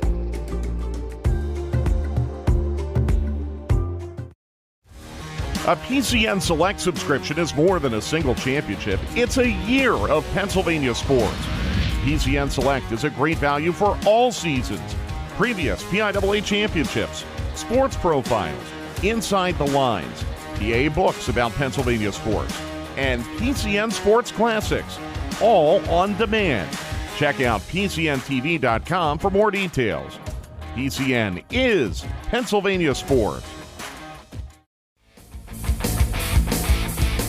Hersheypark, located just outside the stadium here, ablaze in all its glory here at this holiday time of the season. It's state championship football time. Archbishop Wood, on the strength of a couple of field goals, leading the 5A title game 6-0 over the Panthers of Cheltenham. Welcome to halftime. Mike Zambelli, pleased to be joined by Jim Wills. Jim, the wind had really died down earlier today. It is back here, certainly not the gusts that we saw yesterday of 25 to 30 miles an hour, but there's no question as you watch these games down here, it becomes a 12th man defensively. It has really forced the issue to the far side of this field throughout this first half. Absolutely, Mike. It's, you know, we saw the wind yesterday really play a factor in that game yesterday. We thought tonight it wouldn't because it was really calm when we started this ball game, but now the last 5 minutes of that second quarter, the wind has really kicked up, and it's going to play a major factor in the second half. Wood with a 6-0 lead, but really that 6-0 lead, the strength of that defense, a bend but don't break. They were able to protect themselves in that first quarter, keep Cheltenham off the board after they had great field position, and then they were able to start to move the football a little bit behind the running of Costello. Yeah, Costello's done a nice job there in that first half. He had a couple of good runs. Then you see the first field goal, 42 yards by Ryan Morgan, who did a nice job. Didn't play a couple of weeks because of an injury, or because of a soccer game, and then he came back strong. And then you're going to see the second field goal of 22 yards by the short kicker, Robert Meyer. All right, Morgan, if you look for his number on their roster, it isn't even there. So that's the significance of that, just barely clearing that 42-yarder. You mentioned Meyer then with the 22-yarder. For Cheltenham, had great opportunities in that first quarter and didn't take full advantage of them. Got back into the red zone. How many plays have they run inside the 20-yard line in this game? It's got to be better than 20. They have yet to put a point on the board. They did do one good drive, Mike, with Shadiq Williams, and then they did a good job here with Jameer Barnes. But the thing that is, you're right. They had many, many opportunities inside the 20-yard line, inside the 10-yard line. That's the key for them. They got to be able to convert. And look at how many times they were inside, but that Wood defense just shut them down every single time they were inside. And they settled for a field goal attempt, but then it was a bad snap and a great job by Wood to come up and make the tackle. On the bright side for the Panthers, you look at this first half, this is a defense that has been torched for a lot of yards in their last couple of games. They have to be ecstatic the way they're playing defense as well here tonight in the championship. They really are doing a good job. They really are. And the thing of it is, they've been really giving up a lot of points left and right all year long, especially in the championship run. But the thing of it is, when they're playing defense tonight, they've been playing hard and they've been playing it well. And they're doing a good job of getting low with the pad level, doing a real good job defensively. Really have. Yeah, they've really made a lot of nice adjustments. Another note in this football game, they talked about Kyle Atkins being a part of that 2011 state championship team. He has a chance to join a very select group. We saw Anthony Pagisa Farrell become a head coach who won this championship as a player. Of course, Farrell 95 and winning the title again this year. Eric Kasparovich, who won as a player for North Hills in 1993, as a head coach at Pine Richland in 2017. And Harold Fairclough, who won at 1993 Central Catholic, came back to guide his alma mater as a head coach. That's some rare company he has a chance to join. Yeah, we're starting a Hall of Fame here with the coaches that are going to win championships that are players. It's amazing that we've had that many people right now, and a great opportunity for Kyle Atkins. We're going to step aside. It was a record-setting afternoon here as Southern Columbia won a 10th gold ball, a state championship. Will highlight their win earlier this afternoon when we return. Did you know you can watch all of your favorite PCN originals and more at home or on the go? Download the PCN app on your favorite device and tune in to see what makes Pennsylvania's heart beat. Watch videos on demand, see multiple live streams, and check out the free selected programs and events.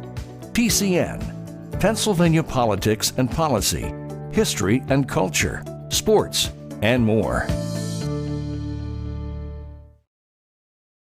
Slam dunk, home run, touchdown, goal! However you score, do it with PCN, bringing you sports coverage every season. Watch live and stream on demand. With coverage this good, you'll be a part of the action on cable and the PCN app.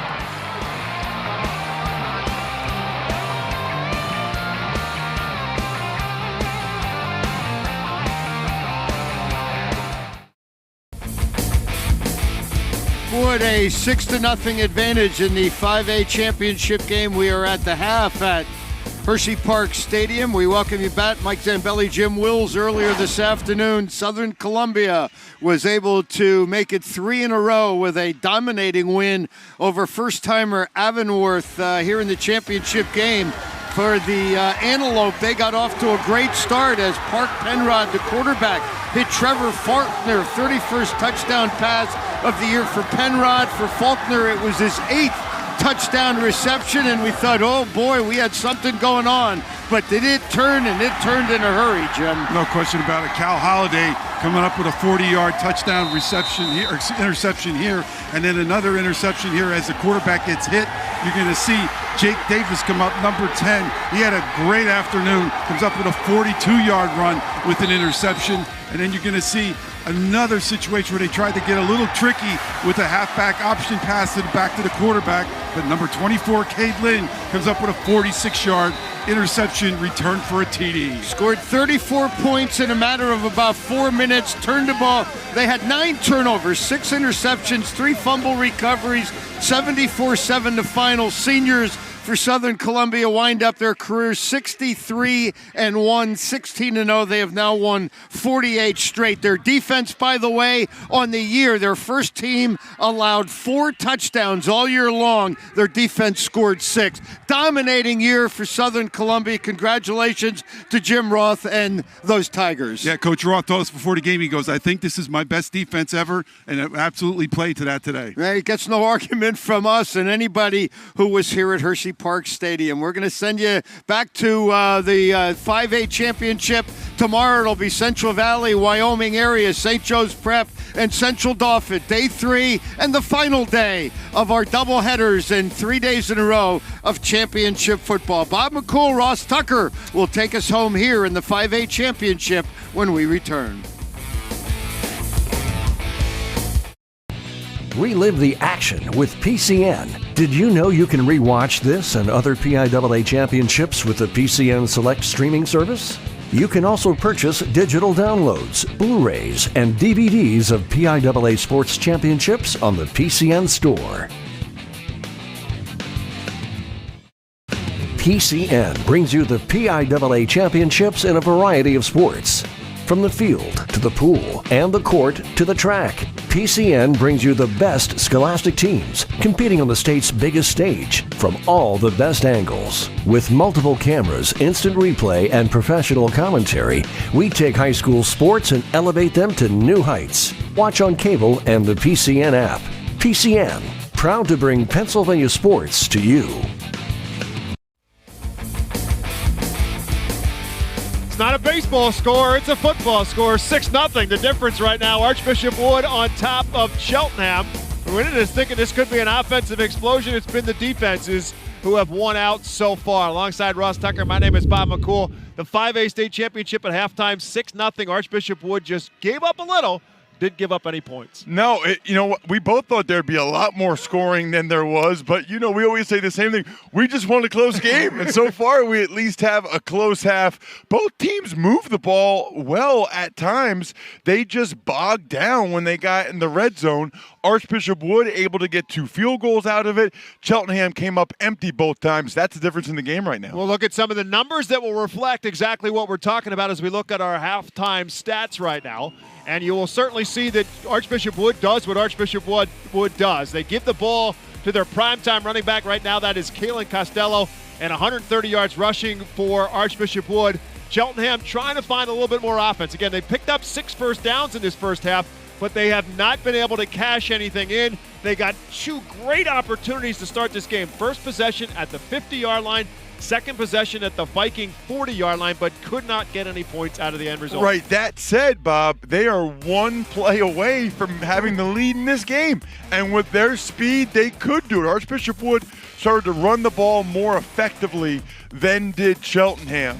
And that's one of the big differences as well. But we talked about it. Cheltenham takes one of these here. When they get the ball in the second half to the house, they got the lead. And they get the ball to start it. We'll find out what Ryan Nace has to say to our Meg Bolger. Well, Coach, offensively able to put together some really tough drives, just unable to find the end zone. You get the ball here to start the second half. What needs to change to get over that hump? Yeah, we have to reestablish the run. We did a pretty good job early on. Unfortunately, we lost 2 of our linemen, and we took a little bit of a step back, but we're going to put our guys in, made some halftime adjustments, see if we can feed Jameer Barnes a little bit in the second half, and then take some shots a little bit later. Defensively, it's been a battle, only giving up 6 points. What do you want to see from your D here in the second? Keep doing the same thing, but we know that we're not going to be able to hold Archbishop Wood to 6 points this half probably, and we got to put some points on the board offensively. All right, thanks, Coach. Good luck in the second. Guys? Oh, it's a great plan. Now all you got to do is execute against Archbishop Wood's defense. Not so easily necessary to get that done. Archbishop Wood giving up 18 points per game on the season. Same thing for Cheltenham. But again, the Panthers have the reputation and the ability to score and score in a hurry. But again, can they do it against Archbishop Wood's defense? But I think Coach's thought process is pretty good. One of which is the 2 linemen he's talking about, Darren Ziamonkon actually got shaken up a couple different times on the field, but did return. We'll wait and see. It doesn't look like Brandon Canale necessarily will be. Again, Brandon Canale had the knee injury early on in the season. We had that shot of him kind of getting rolled up by one of his own fellow linemen along the side of that knee and may not be able to return. We'll see and keep an eye on that. But Canale is the only senior offensive lineman of that group for Cheltenham. As you see them working right now on Adonis Hunter, keeping him stretched out and the muscles warm right now on the sidelines. Adonis Hunter somewhat held in check so far in the first half, just 2 for 6 throwing the football for 14 yards and running the football 5 times for just 14. Again, they had some success early on, but never really able to get advantage of it. Ryan DeVergelis with that big first down catch for Archbishop Wood that set them up for that second field goal. They had a 42-yard field goal from Ryan Morgan and a 22-yard field goal from Robert Meyer for their 2 scores so far. Nate Edwards and the Cheltenham Panthers, again, not getting an opportunity to touch the football a whole lot. Nate Edwards touched it just 1 time. As you see, Jameer Barnes touched it 8 times. But again, with Archbishop Wood's ability to run the football, they can eat up time on the clock and keep Cheltenham from getting that offense on the field. This first drive feels like, Bob, it's going to be very important to see what Cheltenham's able to get done. You know, Ryan Nace talked about it. They were able to have some success at times running it. They just can't sustain it. And I don't know that they're going to be able to sustain it. It feels like they're going to have to get a long run one of these times, a big play. You know, they're a big play offense. That's what they are. They're not a long, sustained offense type of team. They're a big play offense kind of team. And again, in their last 2 games, they have combined for 109 points. They put up 43 against Academy Park in the district championship game, and they put up 56 last week against Cacalico in the PIAA semifinals. And they needed every one of those points because they beat Academy Park 43-42, and they beat Cacalico 56-49. So Cheltenham can score, and they can score in bunches, but can they do it against this Viking defense that just flocks to the football very, very well? Cheltenham, again, will get the football to start the second half, and they will start the third quarter with the wind to their back. Again, the wind not as ferocious as it was in last night's game, but it still does obviously play to your advantage when it is to your back. And both of the field goals made by Archbishop Wood were made with the wind to their back. There is Nate Edwards, who will be the deep man, along with Sam Sykes and TJ Harris. All 3 are deep, with Edwards the deepest of the 3. Awaiting the kickoff for Robert Meyer and the Vikings special teams unit.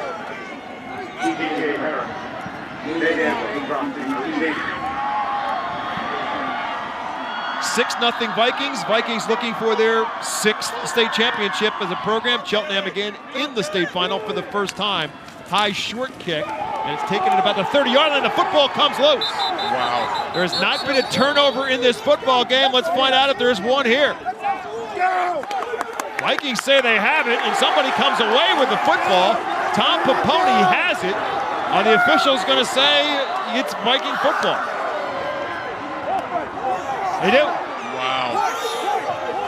That is a huge, huge play to start this second half. We just talked about how vital this first drive would be for Cheltenham. Now they don't even get the chance after that fumble. So the first turnover of the football game gives the football to Archbishop Wood in Cheltenham territory at the 29-yard line. Let's see what happens.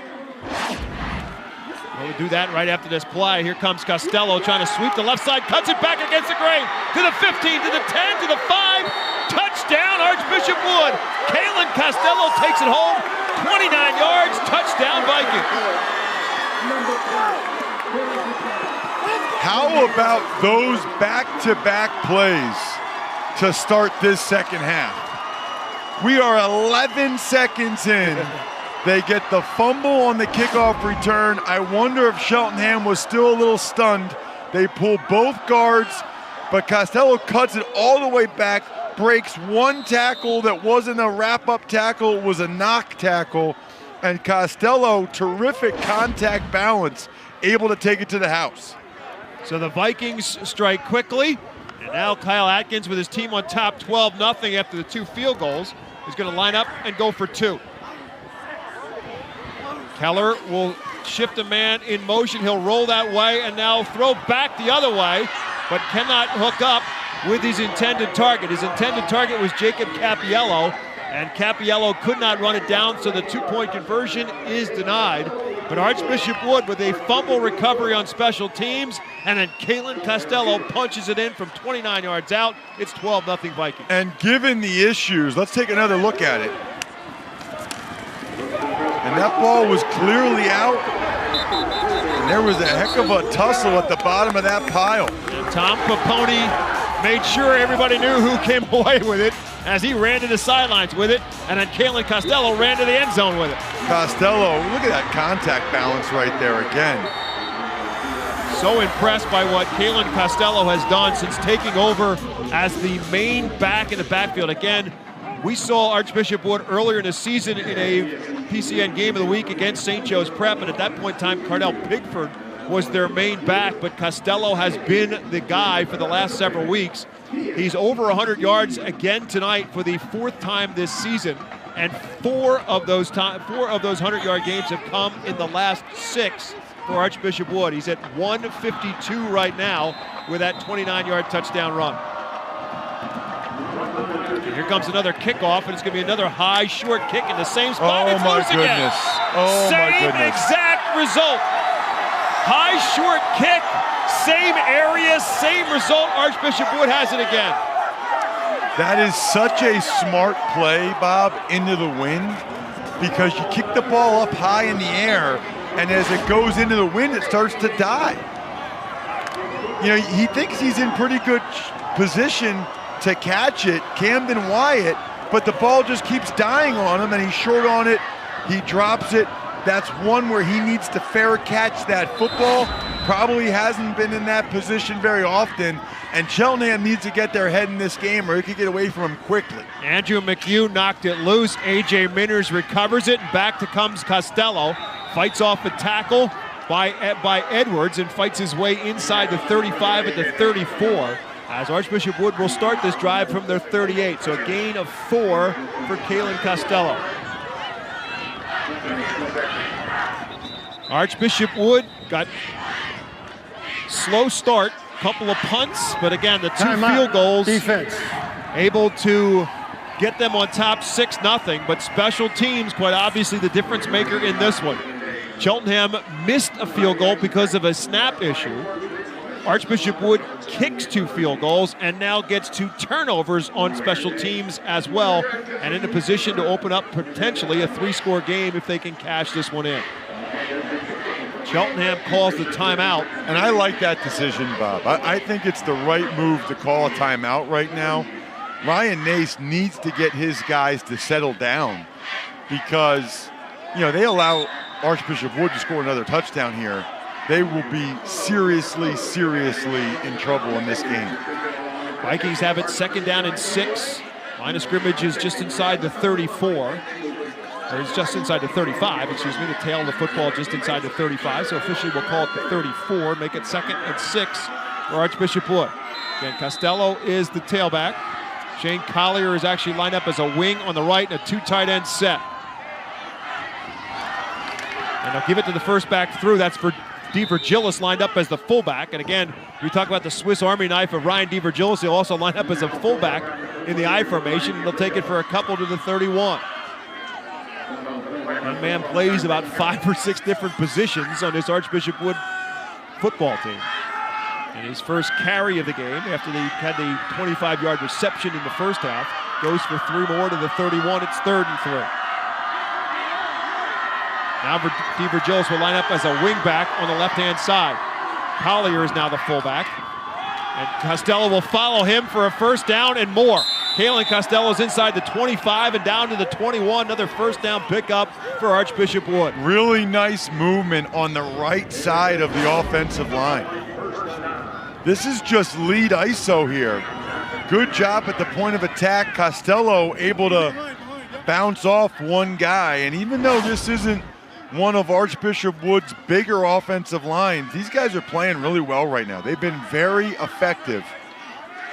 Josh Boggs eventually makes the tackle, but not before a 10-yard pickup for Costello. 1st and 10 for the Vikings at the 21. They lead at 14-0. DeVirgilis goes in motion. Costello will run behind him, but John Mark Foreman knifes through and hits him in the backfield. Costello will lean forward to maybe the 19 and 2 yards. John Mark Foreman, again, he has been one of the premier players for Cheltenham in this game, especially on the defensive side. Watch the right side of the screen. He's going to fight off the block of the fullback, just tosses him aside and makes the play. Well, that's a really nice job with his hands to get the blocker off of him, discard him, and make the tackle. Just a gain of a yard for Costello. It's 2nd and 9. Now Costello will be the lone back in the backfield. They'll still hand it off to him. Ooh. And again, he takes a heavy hit, bounces off the tackle. He's still running. Turns into a 1st down run. Nate Edwards hit him square in the midsection, and he fights that off and turns it into a 1st and goal. It's a heck of a run that time by DeVirgilis. Watch this. He gets it. Gets popped right there by Edwards. Shoulder right in the midsection. He just keeps going.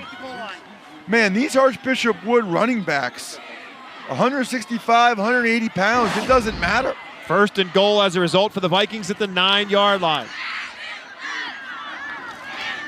They fake it to DeVirgilis. Keller wants to keep it, and he's wrapped up and buried in the backfield. Big-time play there defensively by Darren Bennett. Darren Bennett, that is really well done, maintaining his composure and his discipline on the quarterback there. Because for a second, watch after Keller fakes it. Zone read, he pulls it. Look at Keller. Stays square, takes one step down towards the running back, able to change direction, push off his left foot, get back to make the play on the quarterback. That's really hard to do and really well done. Turns into a 2-yard loss, back to the 11. 2nd and goal now for Archbishop Wood. Costello back at the tailback. DeVirgilis will come out and now line up as on the wing, but a timeout called. Archbishop Wood looked a little bit out of sorts there, or confused, whichever word you like. And so Kyle Atkins again will burn another early timeout. So both teams have used a timeout here in this 3rd quarter, which now has 8 minutes and 40 seconds left to go. Archbishop Wood on top of Cheltenham 12-0. You're watching the PIAA 5A State Championship game live on PCN. PIAA Championship games are the exclusive property of the PIAA. Television coverage is licensed to PCN, whose exclusive rights are protected by federal copyright law. Any retransmission of any kind or other use of the television coverage of this game without the expressed written consent of PIAA is prohibited by law. 12-0. Archbishop Wood on top. Back-to-back fumble recoveries on kickoffs. The first one to start the 3rd quarter. Archbishop Wood capitalized by putting it in the end zone. They come right back with the same play and same result and trying to capitalize and cash in again. 2nd and goal for the Vikings, following their timeout at the Cheltenham 11-yard line. Keller, deep drop, now rolls out. Chase throws, and it's broken up. Well played by T.J. Harris defensively for Cheltenham. They got at least one more down. They're going to have to make a play here. Keller gets outside. Harris comes in. That is so well done by Harris. Looking for DeVirgilis, and T.J. Harris was right there and got the arm out. That is textbook, by the way, with the near arm to bat that pass down. So now it's 3rd and goal for the Vikings. Did they try to just sneak a run up the middle here with Cheltenham maybe expecting pass? Keller looking to throw for it. Now can't find anybody open. Now he's going to roll out, buy some time. Foreman hits it as he throws, and he'll throw it out of bounds. McHugh was the intended target, but because John Mark Foreman was closing in, Max Keller had to air it out and incomplete. So it will bring up 4th down, and here comes the field goal unit on. Which one of the kickers will they use this time? They'll go back to Robert Meyer.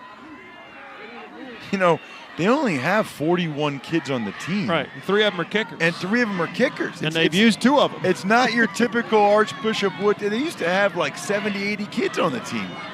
So this one will be about a 28-yard field goal attempt. So he was good from 22. And Morgan is their long kicker. He was good from 42. Snap is good. The hold is down. The kick gets plenty long enough, but he's hooked it left. No good. So Archbishop Wood can't cash in on the second one, and the score remains a 12-0 advantage for the Vikings. 8:23 left to go in the third quarter. Cheltenham dodges a bullet. Yes, they did. That is gigantic for them to get the stop and no points. Because even if he makes that field goal and it's 15-0, I know it's still a 2-score game, but that then becomes, a much tougher mountain for Cheltenham to have to overcome, because then they're getting 2 touchdowns and a 2-point conversion just to tie it. And they would have had to kick off again, and we've seen what's happened the last 2 times that Archbishop Wood kicked off. So if you're Cheltenham special teams unit, you're probably thinking, oh, thank goodness we don't have to field another kickoff. So now they'll take over 1st and 10 at the 20 after the missed field goal. Adonis Hunter and the Cheltenham offense now down 12 points.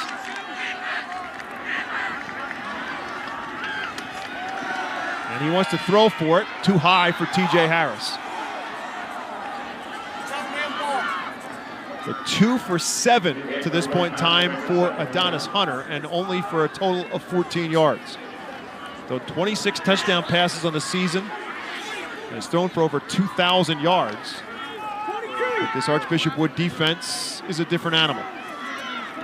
I think it is tough with the wind here. You don't see very many teams come here, Bob, and throw it all that great. 2nd and 10. 2 receivers each way for Hunter. Barnes will get the handoff. Juggled it a little bit, but he'll turn the edge. Jameer Barnes across the 30-40. Stays in bounds in Archbishop Wood territory, and finally brought down at the Viking 40-yard line. Jameer Barnes with a big play for the Panthers. Very, very late flag there. Very late right flag. At the end of the play, so you got to think that perhaps this could be against the Vikings, and it might add on to a 40-yard Cheltenham run. We'll see. And that is exactly what Cheltenham needed in terms of that run by Barnes. After the play was over, personal foul, defense, 15 yards added on to the end of the run. First down. That will help the cause as well. So it's a 40-yard run, a 15-yard penalty added on to it, and all of a sudden Cheltenham's going to move it all the way down to the Viking 25-yard line. Terrific job by Barnes just staying in bounds there. Just when you thought he was going to go out of bounds, he cuts it back the other way, and then the flag comes in. Here's TJ Harris on a sweep. First time they've used TJ Harris on a run. It doesn't fool the Vikings, as they're going to wrap him up and actually force him backwards for a 1-yard loss. And Harris not happy with something that happened at the end of that play. And a late flag here. It looks like it's going to go against Coach Nace.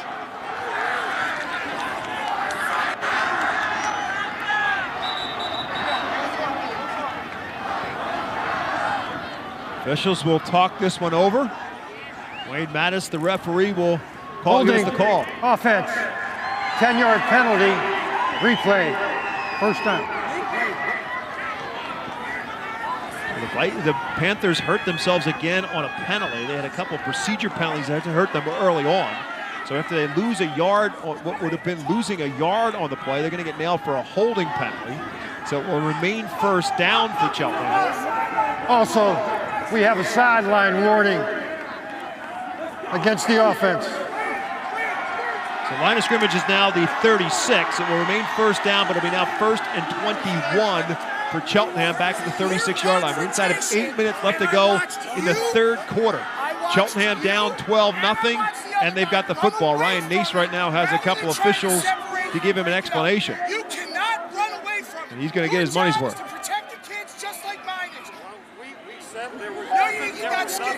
You got scared and you ran away.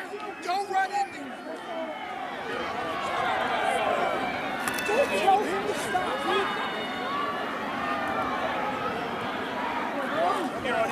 I gave you a pass. I gave you a pass. Monty Azell is in there right now as a wide receiver. They'll hand it off to Jameer Barnes. Barnes has a little bit of daylight and then does the rest of the work himself as he pushes his way inside the 30 down to about the 27. That's a 9 more yards on the carry for Jameer Barnes. And puts Cheltenham now in a 2nd and about 12.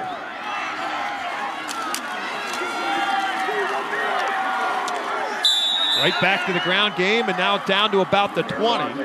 So quick hitter that time for Cheltenham as Barnes runs for about 7 more. I think I keep giving it to him. I mean, he's your best football player. He's had 3 nice runs on this drive. I think you keep feeding number 3 right now. Headed to Monmouth, is over 3,000 yards in his career. And he's got his team right now in a 3rd and 5 at the Viking 20-yard line. And it is Barnes again. Collier has it by the waist. Steve Virgilis has him up high, and Barnes will get nothing. So the Viking defense, Kyle Atkins said it to Meg Bolger, we bend but we don't break, and they come up with a big stop here on 3rd down. Unblocked was Shane Collier again. You know, they tried to run that little misdirection, and Collier came to the middle. 4th down, they're going to go for it. Not much of a surprise here. 4th and 5 for the Panthers. Sadiq Williams and Nate Edwards are split out to the left. TJ Harris back out there, he's on the right. John Mark Foreman, the tight end, is really a wing on the right side. With Barnes in the backfield, sidecar left of Hunter. 4th and 5. Obviously, they're at the 20. They need to get to the 15 to move the sticks and keep the football. Hunter wants to throw for it, looking for the jump ball for TJ Harris in the end zone. Did he get a foot down? Touchdown, Cheltenham. The officials looked at each other. They made the call. He got a foot down in the back of the end zone. Touchdown, Cheltenham. What a throw and catch. Let's take a look, make sure he got that foot in. Hunter puts a lot of air under it. And Harris, catch. Yes, he got that right foot down. Yeah, he did. Wow, that is beautiful. What a throw and catch. And the Panthers are right back in this thing. Great shot. And again, our footage of everything tonight, our production, thanks to our cable partner, Service Electric, TV2 Sports out of the Lehigh Valley, right on the play. And TJ Harris right inside the end zone. Cheltenham gets their first score. It is 12-7 thanks to TJ Harris's touchdown for the Cheltenham Panthers. Ready to sponsor the PIAA Championships? Get your business off the sidelines and into the game. Contact us at PCNTV.com or send us an email at sponsor@PCNTV.com. PCN is Pennsylvania Sports. PCN brings you sports the way you want it, the way you expect it. For the best of PIAA sports, watch PCN. See the upcoming schedule at PCNTV.com/sports. PCN is Pennsylvania Sports. Why would you go anywhere else? TJ Harris with his 11th touchdown pass reception of the season, and Meg Bolger has more on the Cheltenham senior wide receiver. Well, Bob, teammates have nicknamed TJ Harris Ball Hawk. He said it is the perfect name to describe him. He said, I'll do whatever my team needs. I see the whole field, I'm fast, and I can get to the ball when it's in the air. And you just saw that right there, Bob. And modest as well. TJ Harris had 5 receptions, 105 yards, and 2 touchdowns last week in the semifinal, and a great job. Made the catch, got the toe tap down before going out of bounds in the back of the end zone, and Cheltenham is on the scoreboard. And here on the return, Brian Kelly is an outstanding return man, but he fumbled the football. They will say, however, he was down. Brian Kelly on the return. Cheltenham with a big special teams play. It was Nate Edwards on the hit. The football was down, however, before the football came loose. So Archbishop Wood will be backed up in their own territory. He was definitely down, but look at the momentum in this game. You do not want to try to run sideways against Cheltenham. They're too fast. It's not going to happen. And boy, you look at that from that angle. Almost felt like he was on top of Edwards' body when the ball came out. So the Vikings now will start for the first time in this second half on their side of the 50-yard line. And now they will hand it off to Kalen Costello from the 17. He finds daylight, and that daylight closes quickly across the 20 to about the 18 or 19-yard line. And it was Sam Sykes who cut him down from the ankles. Still well blocked, though, by Archbishop Wood. Turns into a 7-yard run for Costello. They're going to spot him down at the 24. After the play was over, personal foul, offense. Half the distance to the goal, 2nd down. Second personal foul penalty against Archbishop Wood in this half. Fortunately for the Vikings, however, this time it's only half the distance to the goal line instead of the 15 yards. So they'll back them up now after the Costello run. It's going to be second down and about 15 for the Vikings. Back to Costello, cuts it up the field, takes a hit as well at about the 20. Seven more. Yeah, sorry, Bob. He almost broke that one, too. They need to get a stop here, 3rd and 7. You have a big penalty like that pushes Archbishop Wood back. Cheltenham must take advantage of this and get a stop here on 3rd and long. Again, Cheltenham had 2 great opportunities on the first 2 possessions for Archbishop Wood in the first half. They got a drive starting at the 50 and a drive started at the Archbishop Wood 40 and could not cash it in. But Cheltenham has the momentum right now, even though they trail 12-7. But Archbishop Wood changed that on the 3rd and 7 from their own 20. Keller on a sprint out to his right. Stops, plants, throws, little out pattern, diving attempt. Did he catch it? He did not.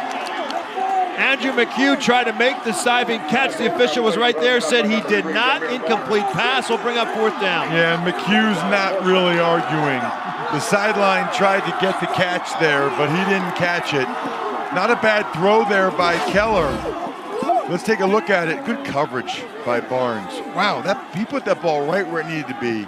Obviously not able to catch it. Good job by the officials. I think Barnes got a hand on it to help make sure he was not able to make the shoestring catch. And so now they punt into the wind and just get it off as well. And it's over the head of Harris, who will field it over his shoulder at about his own 48-yard line. And will not get away. Great coverage downfield by the special teams unit. And it's Pomponi, who is one of their outstanding linebackers as well, who makes the tackle. 4:50 left to go after the 30-yard punt. Cheltenham still has great field position out of all this. 4:50 to go in the 3rd. It's now the Vikings 12, the Panthers 7. And for Cheltenham, they start 1st and 10 at their own 46-yard line. Feels like, Bob, we're right back where we were at halftime, except it's 5-0 instead of 6-0 now. and Cheltenham, once again, is 1 play away from having the lead. Look at this power backfield for Cheltenham.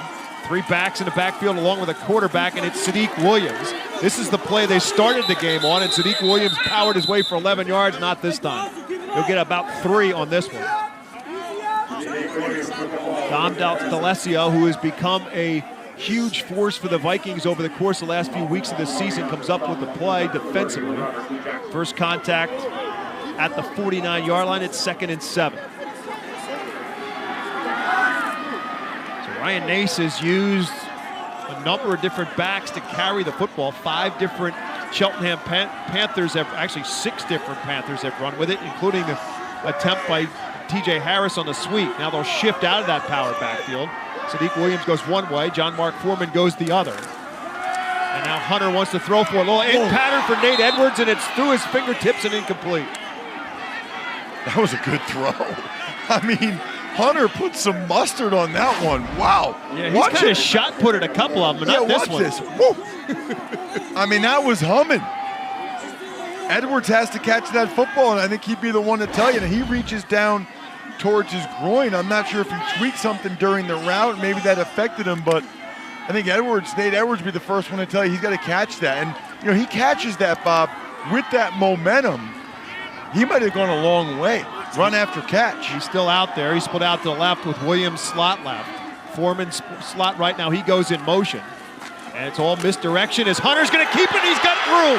Adonis Hunter inside the 30.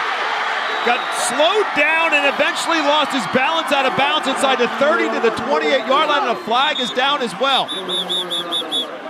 There is a very, very late penalty way behind the play and an injured Panther.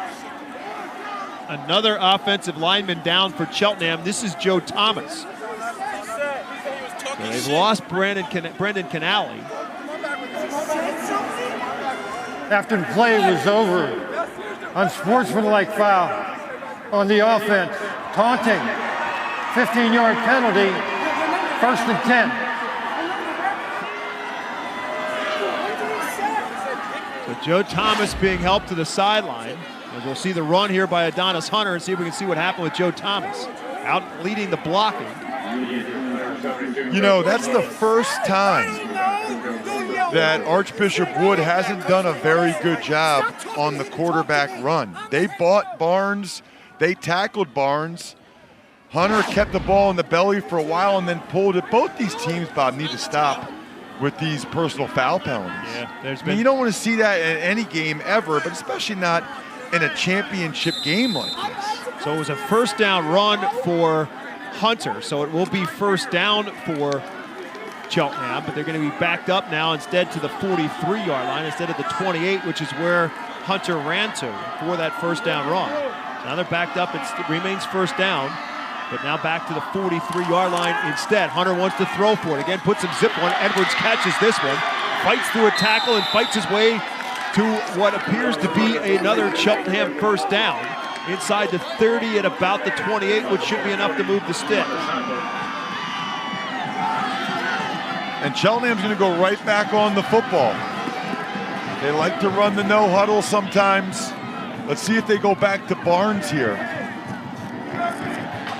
You know, people always wonder what's going on here. Well, they're getting lined up so that Ryan Nace can see what the defense is lined up in, what coverage it looks like, and then call what's the best play based on the pre-snap look. And movement at the line of scrimmage, and flags come in. Snap infraction, offense, 5-yard, replay, first down. 5 penalties now against Cheltenham, 6 against Archbishop Wood. Cheltenham has done this to themselves a couple of times tonight, getting themselves backed up after moving the football forward. Now they're going to get backed up to the 38-yard line, first and 15. Hunter rolling out, looking downfield, looking for TJ Harris. He'll misfire on him. Well covered by A.J. Minners. Pass is incomplete. So it's second down, 15 now for Cheltenham. The line of scrimmage for the Panthers is the 38-yard line. So big first down run for Adonis Hunter. And then there was a personal foul penalty backing up Cheltenham, and they had another procedure penalty to back them up as well. So now in a second and 15 from the 38-yard line. They trail 12-7 as we approach 3 minutes left to go in the third quarter. Been a few plays since they got Barnes involved. He is sidecar left of Adonis Hunter. He hears it, and he'll take it. And he will get nowhere and lose yardage. Perfectly executed defensively by Archbishop Wood. And now the Vikings, Tom Papone, he's going to be, if he didn't get called for a penalty here, he's going to be lucky because it looked like he tried to step on Jameer Barnes after he got up and making the tackle. Watch 55 in white. And he stepped away from it. So it's now third down and about 15. No gain on the play. Nice job as the force player, by the way, by Diambra, the safety for Archbishop Wood again. Pretty much every time Cheltenham's run to the outside, the force player for Archbishop Wood has showed up and has showed up quickly. It's so important against a speed team like this. Third and 15. Hunter, straight deep drop. Throwing, looking downfield, looking for Barnes on the wheel route. And is it knocked down or intercepted? It's going to be knocked down. A.J. Minners was right there looking for a diving interception. Also there in coverage for Archbishop Wood was Diambra. Pass is incomplete. It's fourth down. That's pretty well done. They try to run the wheel route, left side of your screen, out of the backfield. And Diambra did a nice job. Even right there, though, you know, to me, Diambra panicked a little bit there. So it's now fourth down, and it looks like Cheltenham will punt the football. It's going to be 4th and 15. And so that's where these penalties end up really short-circuiting this drive for Cheltenham. They were in a position inside the 30. And he's got the wind at his back, so he didn't want to hit it too hard here. Lidka is the punter. He gets it a hit inside the 10, but will roll right into the end zone. And so the end result of it really is only going to be about 18 yards in real estate because they'll mark it down, obviously, on the touchback at the 20, and the line of scrimmage was the 38. So 2 minutes, 12 seconds now left to go in the third quarter. Score remains 12-7. Archbishop Wood on top. Vikings hit the football back, starting from their 20-yard line. Max Keller in the offense for the Vikings back out on the field. Kalen Costello, their junior running back, over 180 yards now on the night, 23 carries. At 29 in the semifinal win last week against Gateway. Run out of a pistol set here, and they'll give it to Costello. And he's got a seam and gets wrapped up inside about the 30-yard line. Again, it's John Mark Foreman in on the tackle, but not before another first down run for Kalen Costello and Archbishop Wood. Boy, this feels like back and forth. You know, just when you think Cheltenham has a chance to take the lead, Wood gets a stop. Now they get a big first down. 11 yards on the run for Costello. 25 carries, 203 yards for Kalen Costello. And Keller will keep it himself this time, and there's Foreman again. John Mark Foreman, a tackling machine tonight. Well, we don't really have defensive players of the game, but if we do and Cheltenham wins, it's him. I mean, there's a lot of football to be played, but John Mark Foreman has a bunch of tackles for little to no yardage. 2 yards is what they'll give Keller. And by the time Archbishop Wood snaps this football, we'll be very close to being under the 1 minute mark here at the third quarter. Again, another pistol set with DeVirgilis as the fullback and Costello as the tailback. And it's Costello who gets the handoff, and they're waiting for him this time. This time it's Zach Gaffin, who's actually their leading tackler on the season.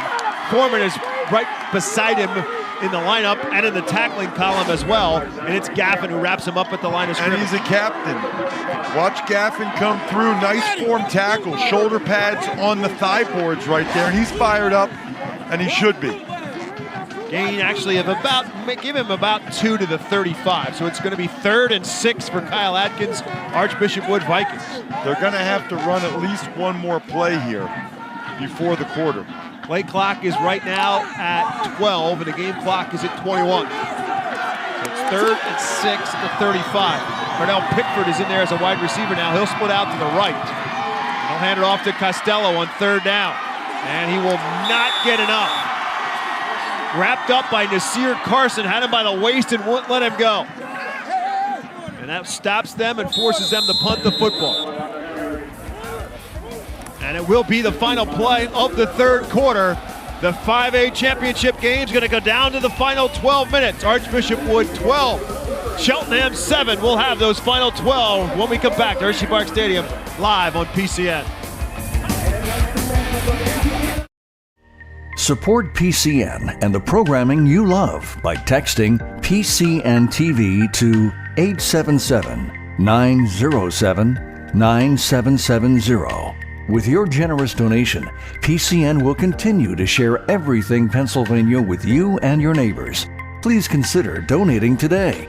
PCN is everything Pennsylvania.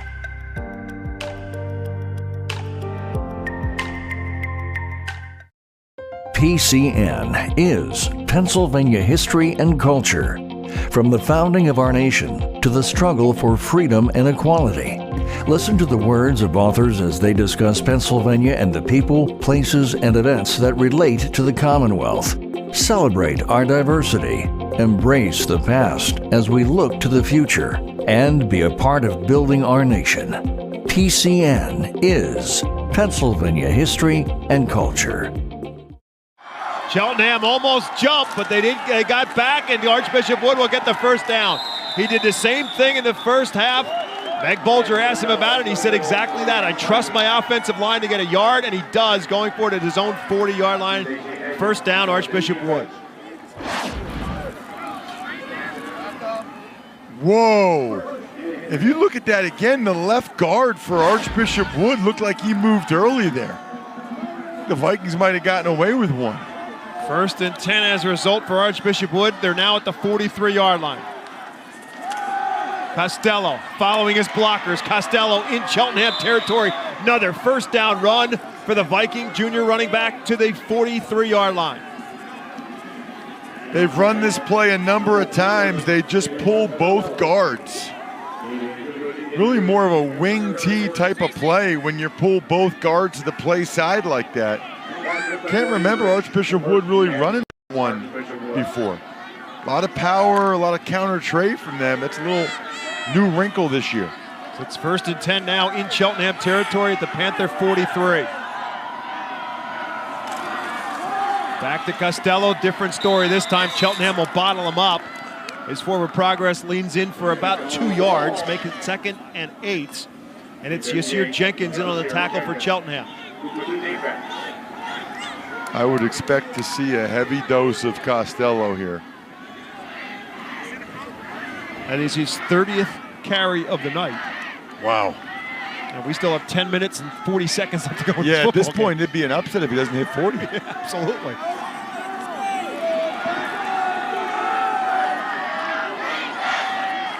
Shane Collier is lined up wing to the right, and here comes number 31 for Costello, and he's got an edge. 30, 20, foot race to the 10 and bumped out of bounds at the 5-yard line. There's a flag back at the 38-yard line. It's coming back. It was a hold on the edge, and Costello looks like he's hurt at the end of the play. Yeah, he was trying to outrace the defender for the end zone, and that defender caught up to him and bumped him out of bounds, and Costello kind of landed awkwardly. He is shaken up on the play, and all of it for naught because it's coming back on the hold. 7th penalty of the game against Archbishop Wood. Replay. 2nd down. Timeout. Injury timeout as they tend to Kalen Costello again on the opposite side of the field. Watch the right guard, number 54, Charlie Menninger. He's sealing the edge on Barnes. Watch the right hand there. Yeah, he did tug him a little bit, man. Here comes the play at the end as Foreman caught up to him. And again, kind of knocked him from behind and out of bounds. And so the concern is Kalen Costello, who's up and walking off the field under his own power. So that's obviously the good thing. But for Archbishop Wood, they're now backed up to the 48-yard line. It remains 2nd down for the Vikings. It'll now be 2nd down and about 15. So Costello is out. Beaver Gillis is now the tailback, and they'll give it to him. And he runs into his own blocker first, and then gets brought down from behind by Bennett. After picking up a couple, putting him at the 44, it'll be 3rd and about 11. You know, just getting back to the hold on Menninger, you got to be especially careful, Bob, as an offensive lineman when you're trying to seal the edge. Because that's right where that side judge is looking at you. You're very visible at that particular spot. Yeah, he is staring at you. And if he sees any grab, anything that prevents the defender from being able to keep contained, if that's what they're trying, they're going to call it. You know, if that was inside between the tackles, that would not have been called. 3rd and 11 for the Vikings. They're at their Cheltenham 44-yard line. Keller wants to throw for it, looks left, looks right, looking back the other way, and it's intercepted. Jameer Barnes picked it off at the 20, on the return to the 30, to the 40 and run out of bounds, close to the 45-yard line. First turnover by Archbishop Wood, and a flag at the end of the play. That was a really nice interception by Barnes. 20 yards on the return. Let's see where the flag came in, whether it came on the pass or on the return. Look at that. The ruling on the field is an interception. During the run back, illegal block in the back. Offense, 10 yards, spotted a foul. 1st down. So the interception holds. The penalty comes on the return. So Cheltenham will get the football. 9:06 left to go in the game. Vikings 12, Panthers 7. But instead of having it out near the 40, Cheltenham will get backed up to what appears to be the 30. You know, it's funny, Bob. I talk with parents a lot of times, you know, who want their child to get recruited because of Go Big recruiting, and they always want them to play Division I. And I always say, you can see what a Division I player looks like. They usually stick out like a sore thumb. That interception by Barnes is exactly what I'm talking about. That was a big-time play. I don't know if he's going to play running back or DB at Monmouth, but he's got a chance to play either. Right now, he's not out there offensively. Sam Sykes is out there instead, and he's got the football, makes the first miss, makes the second miss, makes the third miss, and finally run out of bounds close to midfield. Sam Sykes with a big-time run for Cheltenham. Bumped out of bounds, so stepped out of bounds at the 45. It's a 15-yard gain. Yeah, they were giving Barnes a break. Here it comes. It's just zone scheme. and he makes a couple guys miss, breaks tackles. Sykes, only a junior, 175 pounds. We're seeing a lot of guys that don't weigh a whole lot, Bob, breaking a bunch of tackles in this game. 11th first down of the football game for Cheltenham. It's a big one for the Panthers to the 45. Barnes back out there. He's got the football, and Archbishop Wood is waiting for him. They'll wrap him up, drag him down after a pickup of about 2.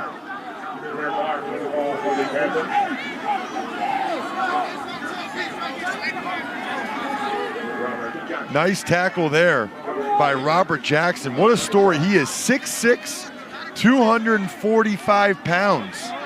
First year playing football.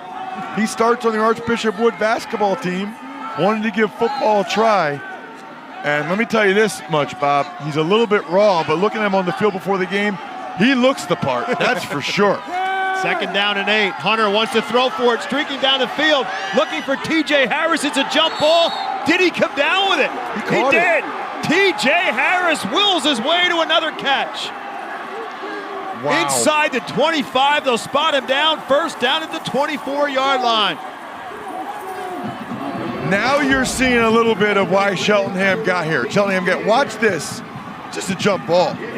And Harris makes a play. I mean, you can't ask for much better coverage than that from Minners. And that's a catch. Just one guy wanting it a little bit more than the other. 37 yards to the 24-yard line. 1st and 10, 8-12 left to go. Cheltenham looking for their first lead of the football game if they can cash one in. Sykes goes in motion, but they'll go the other way to Barnes, and he is pinned in the backfield and knocked down. What a big-time defensive play for Archbishop Wood. And it was Ryan Diambra who comes up with a big play. You know, they're going to have to get upfield. Looks like, is there a late flag on the play? They're going to have to get upfield here. When he sees the forced defense, he's got to go upfield. I mean, that guy has been coming so quickly. What they really need to do is run an RPO and run a slant behind that guy if he's going to come up on the force that quickly. After the play was over, personal foul, defense, 15 yards, end of the run, first down. 3rd personal foul penalty against Archbishop Wood, all of them in here this second half, and that is huge for Cheltenham, because they'll give them the first down after they walk off the 15 yards, after they had they might come up with just short, because they were spotted back at the 30, so they're going to put them in a 2nd and 1. It's a 15-yard penalty. It's not an automatic first down. This is unbelievable and really disappointing from both teams. They're killing themselves with these penalties. So it's 2nd and 1 at the 15. And now a timeout called by Cheltenham. Ryan Nace will call another timeout, his 2nd. Comes with 7:42 left to go in the football game. And again, his team is down 12-7, but he's in a 2nd and 1 at the Archbishop Wood 15-yard line. So after the tackle and the play by Diambra, it actually pushed Cheltenham back to the 30 and would have put them in a 2nd and 16. Personal foul penalty changes that to 2nd and 1. Let's check in a little bit more with Meg Bolger down on the sideline. Well, Robin Ross, 6'6", 245, that sounds like all the makings of a football player, but it wasn't until this year, like you mentioned, that Rob Jackson came out for the football team. Both coaches thought it would be good for him, and Coach Atkins joked that at first he wasn't really sure how to put on some of the equipment, but his potential is untapped and the sky's the limit. Rob said he loves football because you can hit people and there's no foul called, and he's no stranger to Hershey. Rob was a starter back in March when Archbishop Wood lost in the state championship game. They were there indeed in the state final. And now his football team is in a 2nd and 1 at the 15-yard line. Going up against Cheltenham, and Jameer Barnes is buried in the backfield again. This time it was Shane Collier. First one through, drops him for a loss. Unbelievable how many times Archbishop Wood has been able to get in the backfield. Watch number 4. He's going to knife through there. And it's the left guard, Joseph Thomas, that's got to be able to get off of that a little bit sooner. So that's back-to-back losses now for Jameer Barnes on his last 2 carries. It's now 3rd and 3 back at the 17. Play action fake, and Hunter's in trouble. Throws this one up for grabs. There's a bunch of players there. Did any of them catch it? Sam Sykes was there, John Mark Foreman was there, and there was a couple of Viking defenders were there. It looooks like Nate Edwards has the football, and he's hurt. And he also might have a first down. Yeah, that's the question. Did he hold on the football, and where are they spotting him down at? But Nate Edwards is shaken up on the play. There were 3 Cheltenham players there, and at least 3, if not 4, Viking players there. And Hunter might be shaken up too. Adonis Hunter's getting help to the sideline. He threw that one up as he was about to get hit. And now he's down on a knee on the Cheltenham sideline. Wow. So 2 key players right now for Cheltenham are shaken up on this play. And the question becomes, did he catch the football, and is it a first down? 2 of the 3 or 4 best players for Cheltenham. I always ask the question of coaches, if your quarterback gets dinged, who comes in? If it would be Zach Gaffin. He's the heir apparent. Here you see Hunter. Left ankle. Yes. What a job by Hunter just to get rid of that football and complete the pass. They're going to measure this. And here's the thing. He's going to be able to stay in the game even though he was shaken up because of the injury to Edwards. They really never saw Hunter hobble to the sideline. So the injury timeout is for Nate Edwards. So Adonis Hunter, who under normal circumstance would have had to come out for a play because of an injury, is essentially going to be able to stay in the game. Yeah, he threw that up for grabs, and a couple of different Panthers tried to grab it, and Edwards came down with it. He got hurt, but heck, if they got the first down, it was probably worth it. They'll stretch out the chains, and by the nose, literally, of the football. So give a lot of props to first Hunter for throwing it and Nate Edwards for catching it, landing flat on his back, but good for a first down for the Panthers. 1st and 10 for Cheltenham. They are just inside the 20, call it, just inside the 15, call it the 14. Get out of the way, get out of the way. So Hunter back out there. Edwards obviously comes out. Amani Izell is in there in his place. He is split out to the left side with TJ Harris split out to the right. Now the officials are blowing the whistle for a moment. Adonis Hunter is trying to get the attention. Are they telling Hunter he needs to come off? Well, that may be the case. They may have said, it doesn't look like it. I'm not sure what the story is. They blew the whistle for a moment. Now they start the clock, wind the clock, and we'll go play football. 1st and 10 for the Panthers at the 14-yard line. I think that's what the situation was. I think the Vikings were calling for that on the other side, that, hey, he was hurt. But, again, it was Edwards who was the injury timeout. Little slant in, the pass is caught and dropped for a moment and dropped.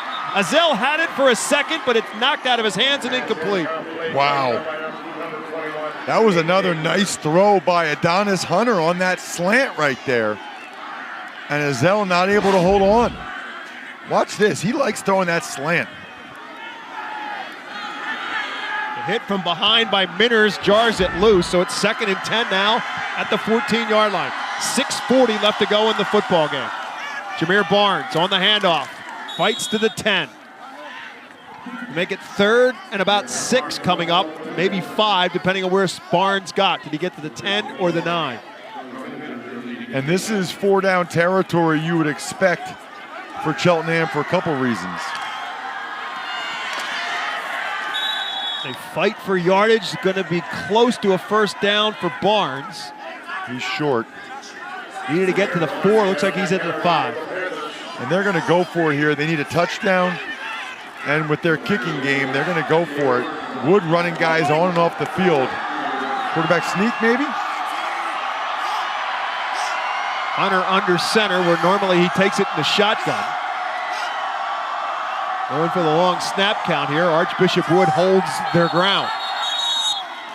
And now Cheltenham going to call a timeout, their final one. Timeout, offense. So it's Cheltenham burns its 3rd and final timeout with 5:49 left to go in the football game.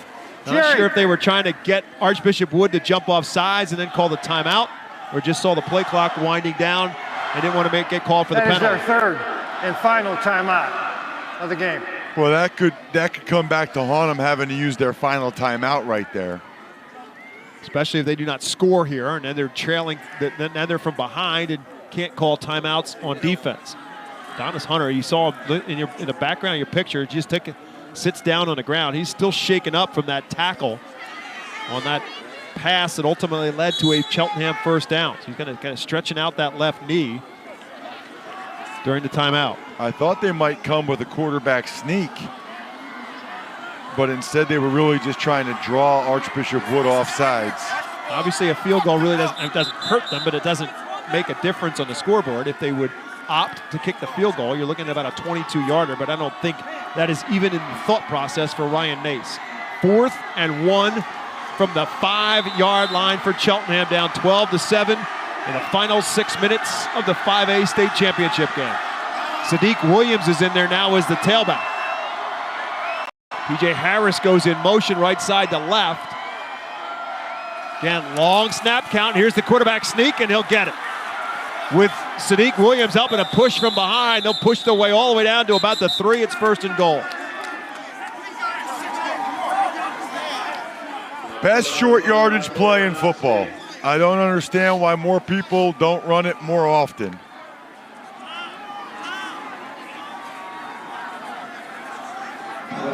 Now Atkins signaling to his defense. I'm not sure what they're looking at, but he only had to get to the 4, and he got to, that's a first down. 1st and goal at the 3. No question he had enough for the first down. 1st down, goal to go. Nate Edwards back out there. He'll split out to the left. T.J. Harris is split out to the right. Barnes is back in there as the tailback. Sidecar left of Adonis Hunter. They'll give it to Barnes. Stacked up, nowhere to go. Boy, they have really got their sights set on Jameer Barnes right now, and it's Pomponi again into the tackle first for Archbishop Wood. Yeah, just inside zone give there, and Archbishop Wood was all over it. And I'm wondering right now, Bob, whether or not Hunter can even run if he has to. He was able to do the quarterback sneak, but would he be able to pull it and take it around the edge? Yeah, it's one thing going straight ahead or leaning forward on the quarterback sneak, but trying to round and turn on any kind of accelerator might be a different story. 2nd and goal now, back at the 5 after Barnes loses some yardage. Hunter does want to keep it here. We're going to find out right now as he's trying to turn the left edge, and Archbishop Wood is there. Hunter won't go down easily. Finally dragged down out of bounds at about the 3-yard line. A.J. Minners is there. Dom DeLessio is there, but they get back what they lost on the previous play. It's 3rd and goal. Nice job by Archbishop Wood. Collier, DeLessio, both pretty disciplined, getting flat down the line. So it'll be 3rd down, goal to go from the 3-yard line. 4:20 left to go, 4th quarter. 12-7 our score. Archbishop Wood leads Cheltenham. 12th play of this drive coming up for the Cheltenham Panthers. 3rd and goal from the 5. I formation behind him. Hunter wants to throw for it. Rolls out looking for a man. It's caught by Sadiq Williams. Touchdown Cheltenham. Sadiq Williams caught it in his shoe tops and turned it in for the touchdown.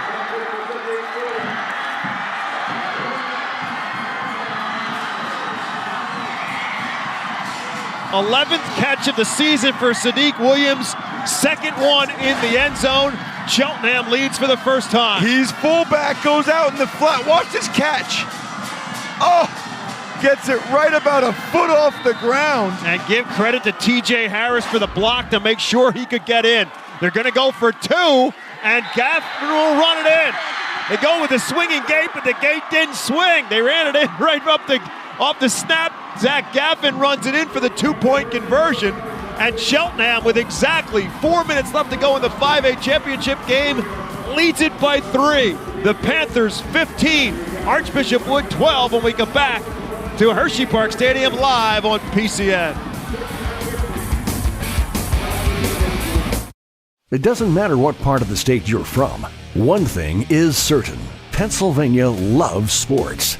On the first Friday of the month, PCN takes you inside the lines at 6:30 p.m. PCN delivers insight from the people who cover sports from every corner of the Commonwealth. From high school to college to professional sports, PCN takes you inside the lines. Learn more at PCNTV.com. For over 25 years, PCN is proud to bring you exciting moments of Pennsylvania sports. From touchdowns to double plays to the butterfly stroke, PCN brings all the action right to you. PCN is a 501c3 nonprofit television network that receives no state or federal funding. Please consider a tax-deductible donation today. PCN is Pennsylvania Sports.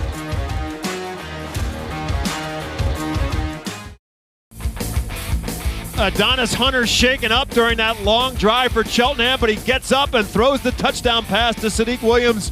More on the sidelines with Meg Bulger. Yeah, well, guys, Adonis Hunter came hobbling off after that last touchdown pass. He came right over. They took a look at that left knee. He seems to be okay, like he's going to go back in, but he didn't even come back out there for that two-point conversion. Yeah, you'd have to take a lot to get him out of the game, and Archbishop Wood almost got him out of the game, but Adonis Hunter stays in, throws the touchdown pass. A 12-play, 70-yard drive for Cheltenham. It took up over 5 minutes off the clock, and they lead it for the first time 15-12. Still 4 minutes left to go in the football game. What a game, man. This is all we ask for. I love this.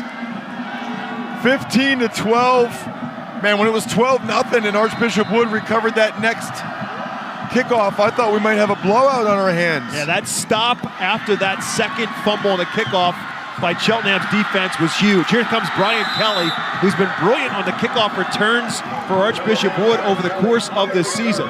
Hurdles one man and finally gets tripped up at about the 35. So now can the Vikings turn back the other way? Again, Kalen Costello was shaken up at the end of their last series, but it was a 5-minute drive by Cheltenham. So did it give Kalen Costello enough time to get himself healthy and back into the football game? For Archbishop Wood, he's over 200 yards rushing on the night, and the Vikings will start 1st and 10 from their 35-yard line.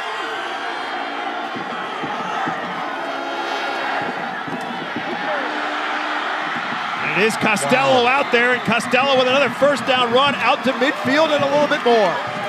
I think Costello was just cramping earlier after that long run because he looks totally healthy now.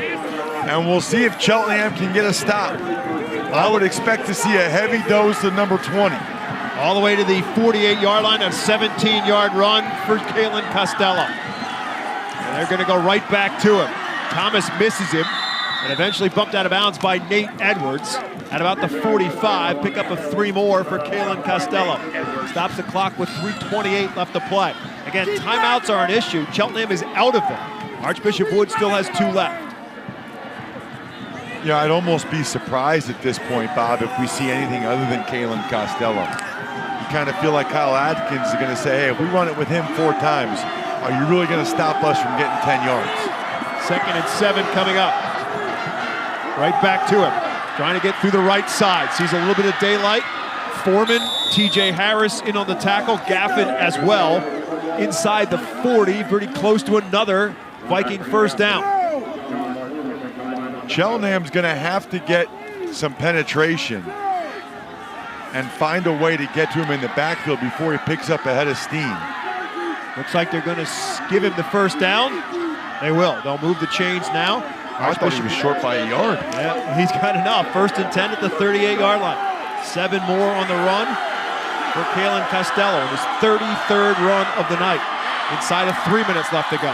Out of the eye this time. Costello trying to kick it outside, not happening. Cheltenham this time is waiting for him as Foreman's got him wrapped up again along with Gaffin. There's 2 inside linebackers who lead them in tackles all year long. Gang up on Kalen Costello and actually knocked him a yard backwards. That is exactly what they needed. And Costello, I don't know if he's hurting again or just breathing heavy. Archbishop Wood still huddling, really taking their time here. McHugh splits out left, Wirt splits out right, back to Costello. Costello hit in the backfield, leans forward. It was Foreman who got to him first. Costello leans to the 35. He's still got about 4 yards out of this, but it's going to be 3rd down now coming up for Archbishop Wood and about 7 to pick up the first down. Yeah, they pull both guards again. And Foreman in on the tackle again. Inside of 2 minutes left to go. And Archbishop Wood still has 2 timeouts left. Wow. They're down 15-12. Can't believe they're huddling and taking this much time right now. 3rd and 7 at the Cheltenham 35-yard line. Costello off the left side. Finds a little bit of daylight, has enough, it appears, for the first down. They'll stop the clock to move the chains with 1:37 left to go. Same play, just to the other side. And Cheltenham not doing a very good job against that sweep of having somebody step up and force it back inside right away. Not setting the edge as well as Archbishop Wood has. 1:20 left to go by the time Archbishop Wood snaps this football. They're at the Cheltenham 27-yard line. Here comes Costello again off the left side. There are 3 Cheltenham defenders there to get him. Sam Sykes is there, Nate Edwards is there, and Yasir Jenkins are all there to make the tackle. They pull the backside guard and tackle, and that time Sykes was right there.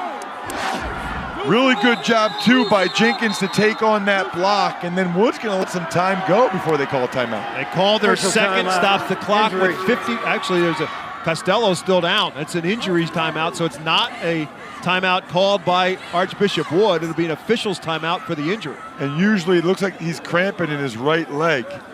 Usually when they stretch it like that. Boy, that's unfortunate. 27 carries on the night for Kalen Costello. He's over 230 yards rushing, but they are still 28 yards away from a touchdown. Again, they had 2 field goals in the first half.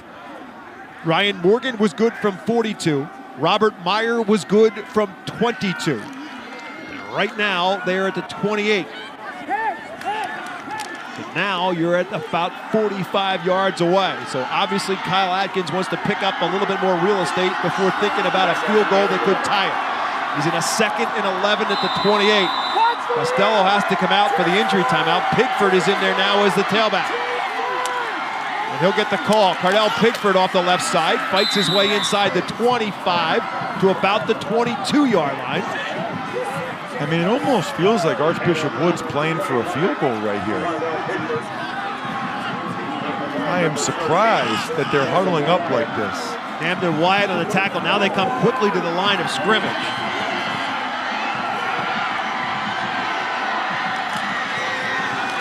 Pigford trying to right side this time. Spins off a couple of tackles. Cardell Pigford not going down easily, but he's still going to be shy of the first down. And so I think they'll have to call a timeout here now with 15 seconds left to go because he's shy of the first down. Timeout. Offense. So there is Ryan Morgan warming up on the sidelines. So now the options are a 35-yard field goal because the ball's at the 18, or to go for it on 4th and 1. Here's the thing, Bob. I mean, you go for it on 4th and 1 and you call timeout, you're really probably only going to get one play after that before you'd have to attempt a field goal.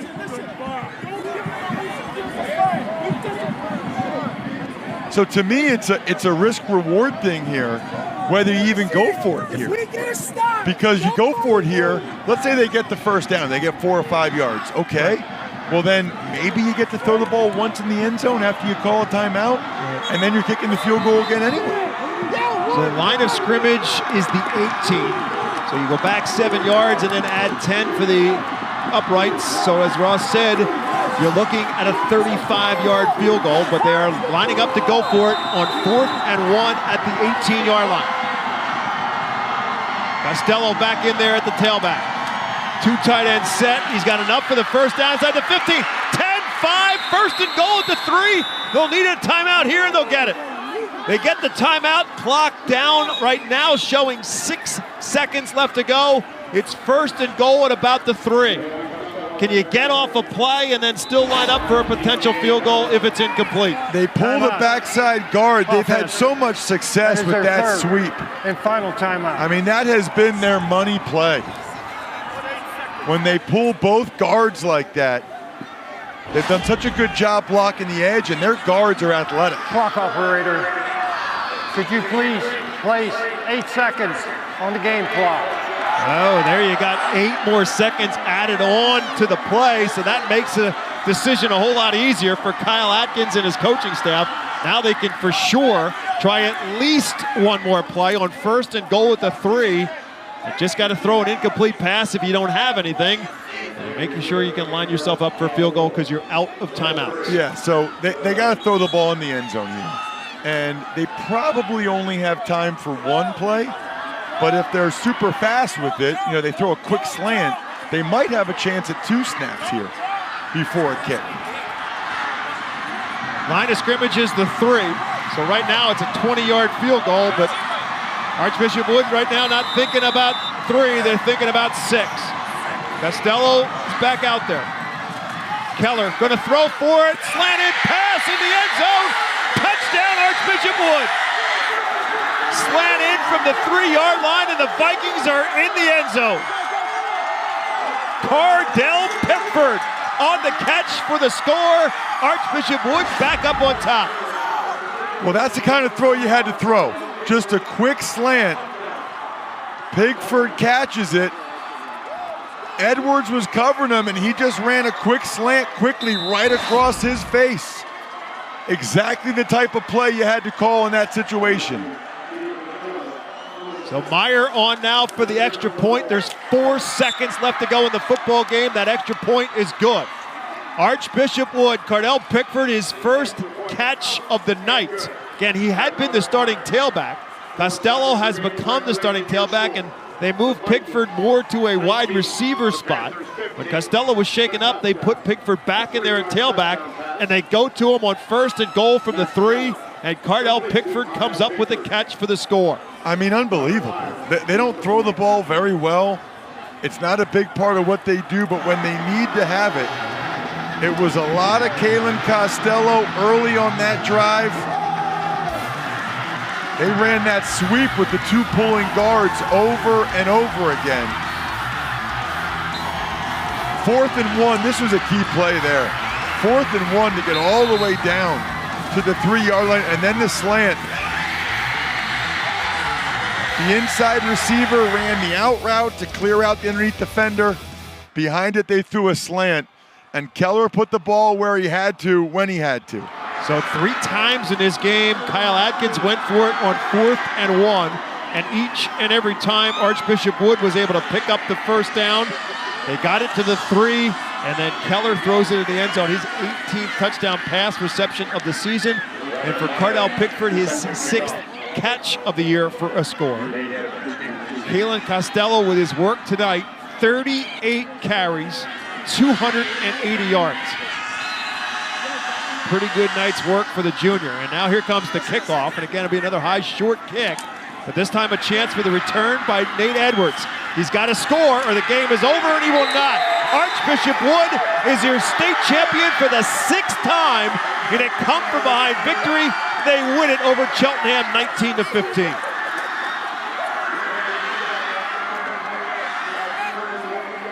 High drama in Hershey, and the Vikings of Archbishop Wood will come out of here with a state championship. Kyle Atkins becomes the 2nd coach this weekend to coach and play in a state championship. Anthony Pegues did it for Farrell in the single A championship. Mike Zambelli mentioned this during our halftime show, that Harold Fairclaw did it for Allentown Central Catholic.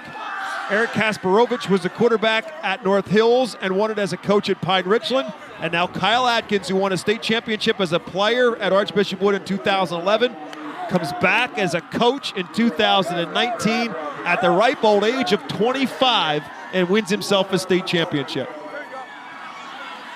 You feel for the Cheltenham players who won their first ever district championship.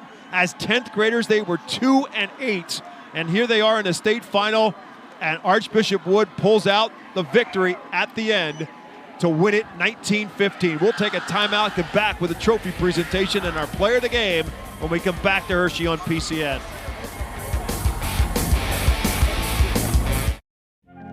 For less than the cost of a stylish coffee, you can support PCN and our programming. With your donation, you help bring Pennsylvania's history and culture, politics and policy, and the best of Pennsylvania sports to all of the Keystone State's residents. Please consider a monthly gift to help PCN continue to be everything Pennsylvania.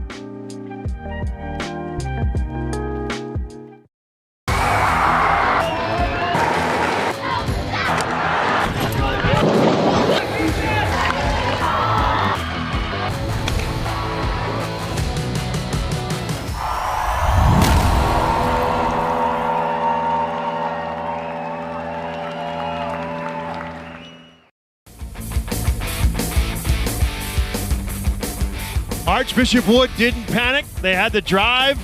They moved the football down the field and again got themselves in another 4th and 1. They opted not to kick the field goal at that point in time, but instead to go for it. Hand it off to one more time to Kalen Costello. And Costello picked up 15 yards and a first down to the 3. Keller throws it to Pickford for the win. Kyle Atkins gets himself the W, and Archbishop Wood gets another state championship. Great football game. And the thing that's interesting, none of these kids are the kids that won a couple years ago.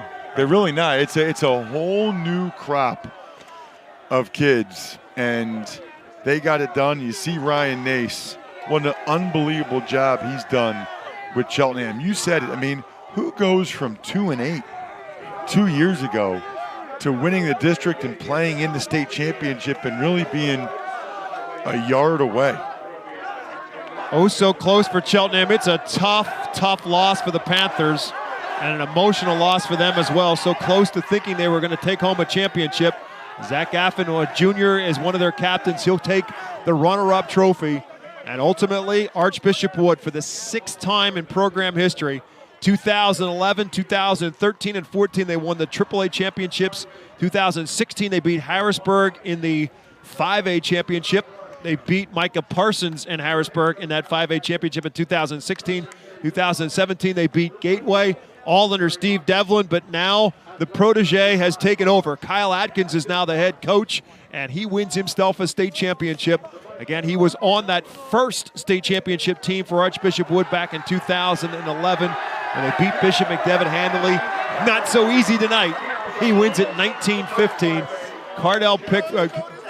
Kalen Costello, what a tremendous game he had. Pickford had the touchdown catch to win it, but it was Kalen Costello who had the workmanlike night tonight to put them in a position to win the football game. It's really crazy. I mean, you get to this point, Bob, and there's either ecstasy or agony. You know, really for every team that loses when they get this deep into the playoffs.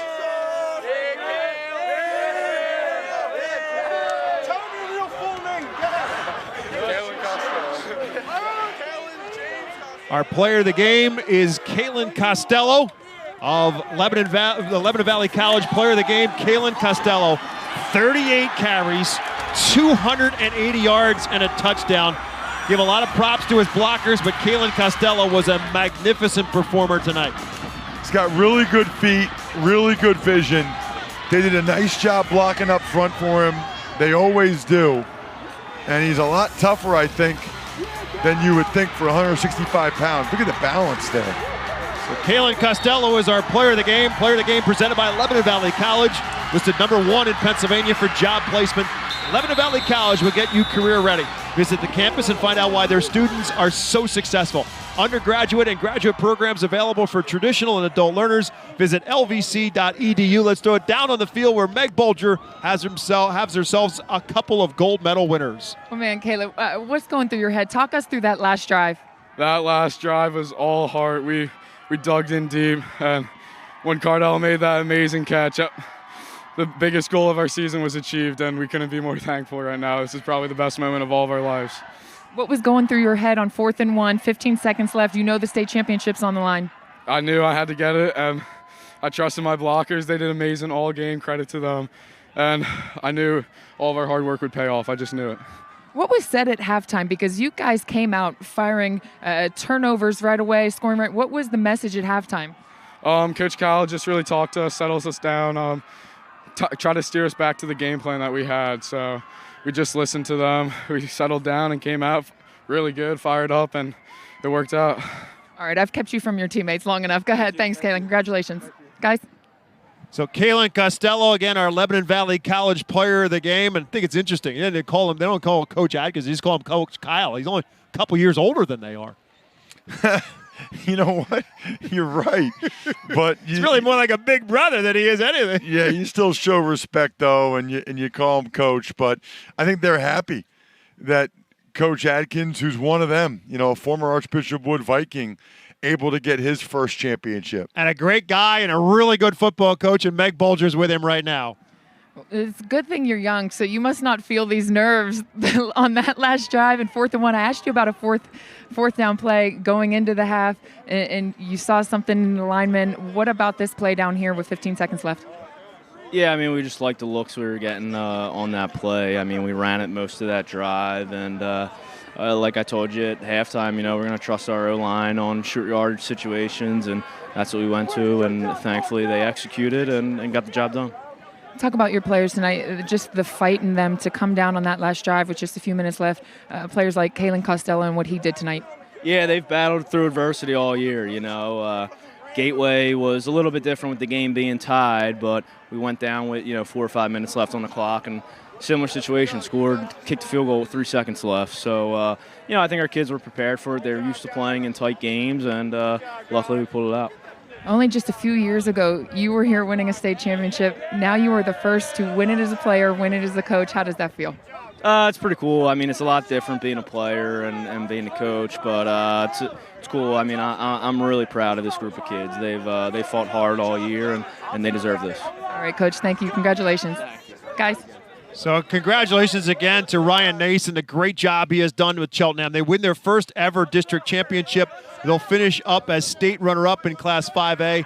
Their record will finish at 14-2. Archbishop Wood, the District 12 champion, will finish their season at 11-3. For all of us at the Pennsylvania Cable Network, our producer Craig Peterson, our director tonight has been Donnie Long. Thanks to the great work here in the booth by Bob Mesco and Jeff Zimmerman for their work on the stats. Meg Bolger on the sideline, my partner Ross Tucker.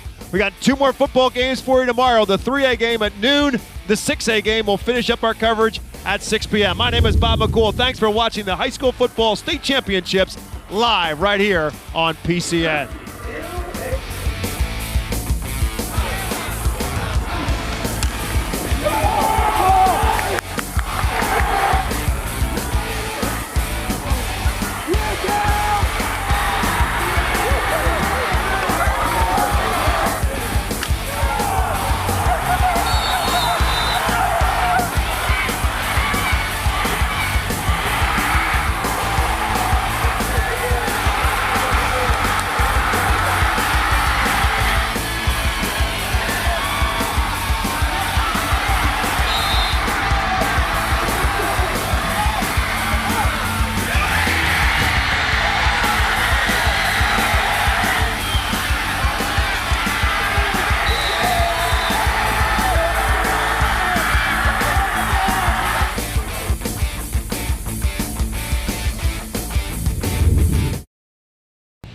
Relive the action with PCN.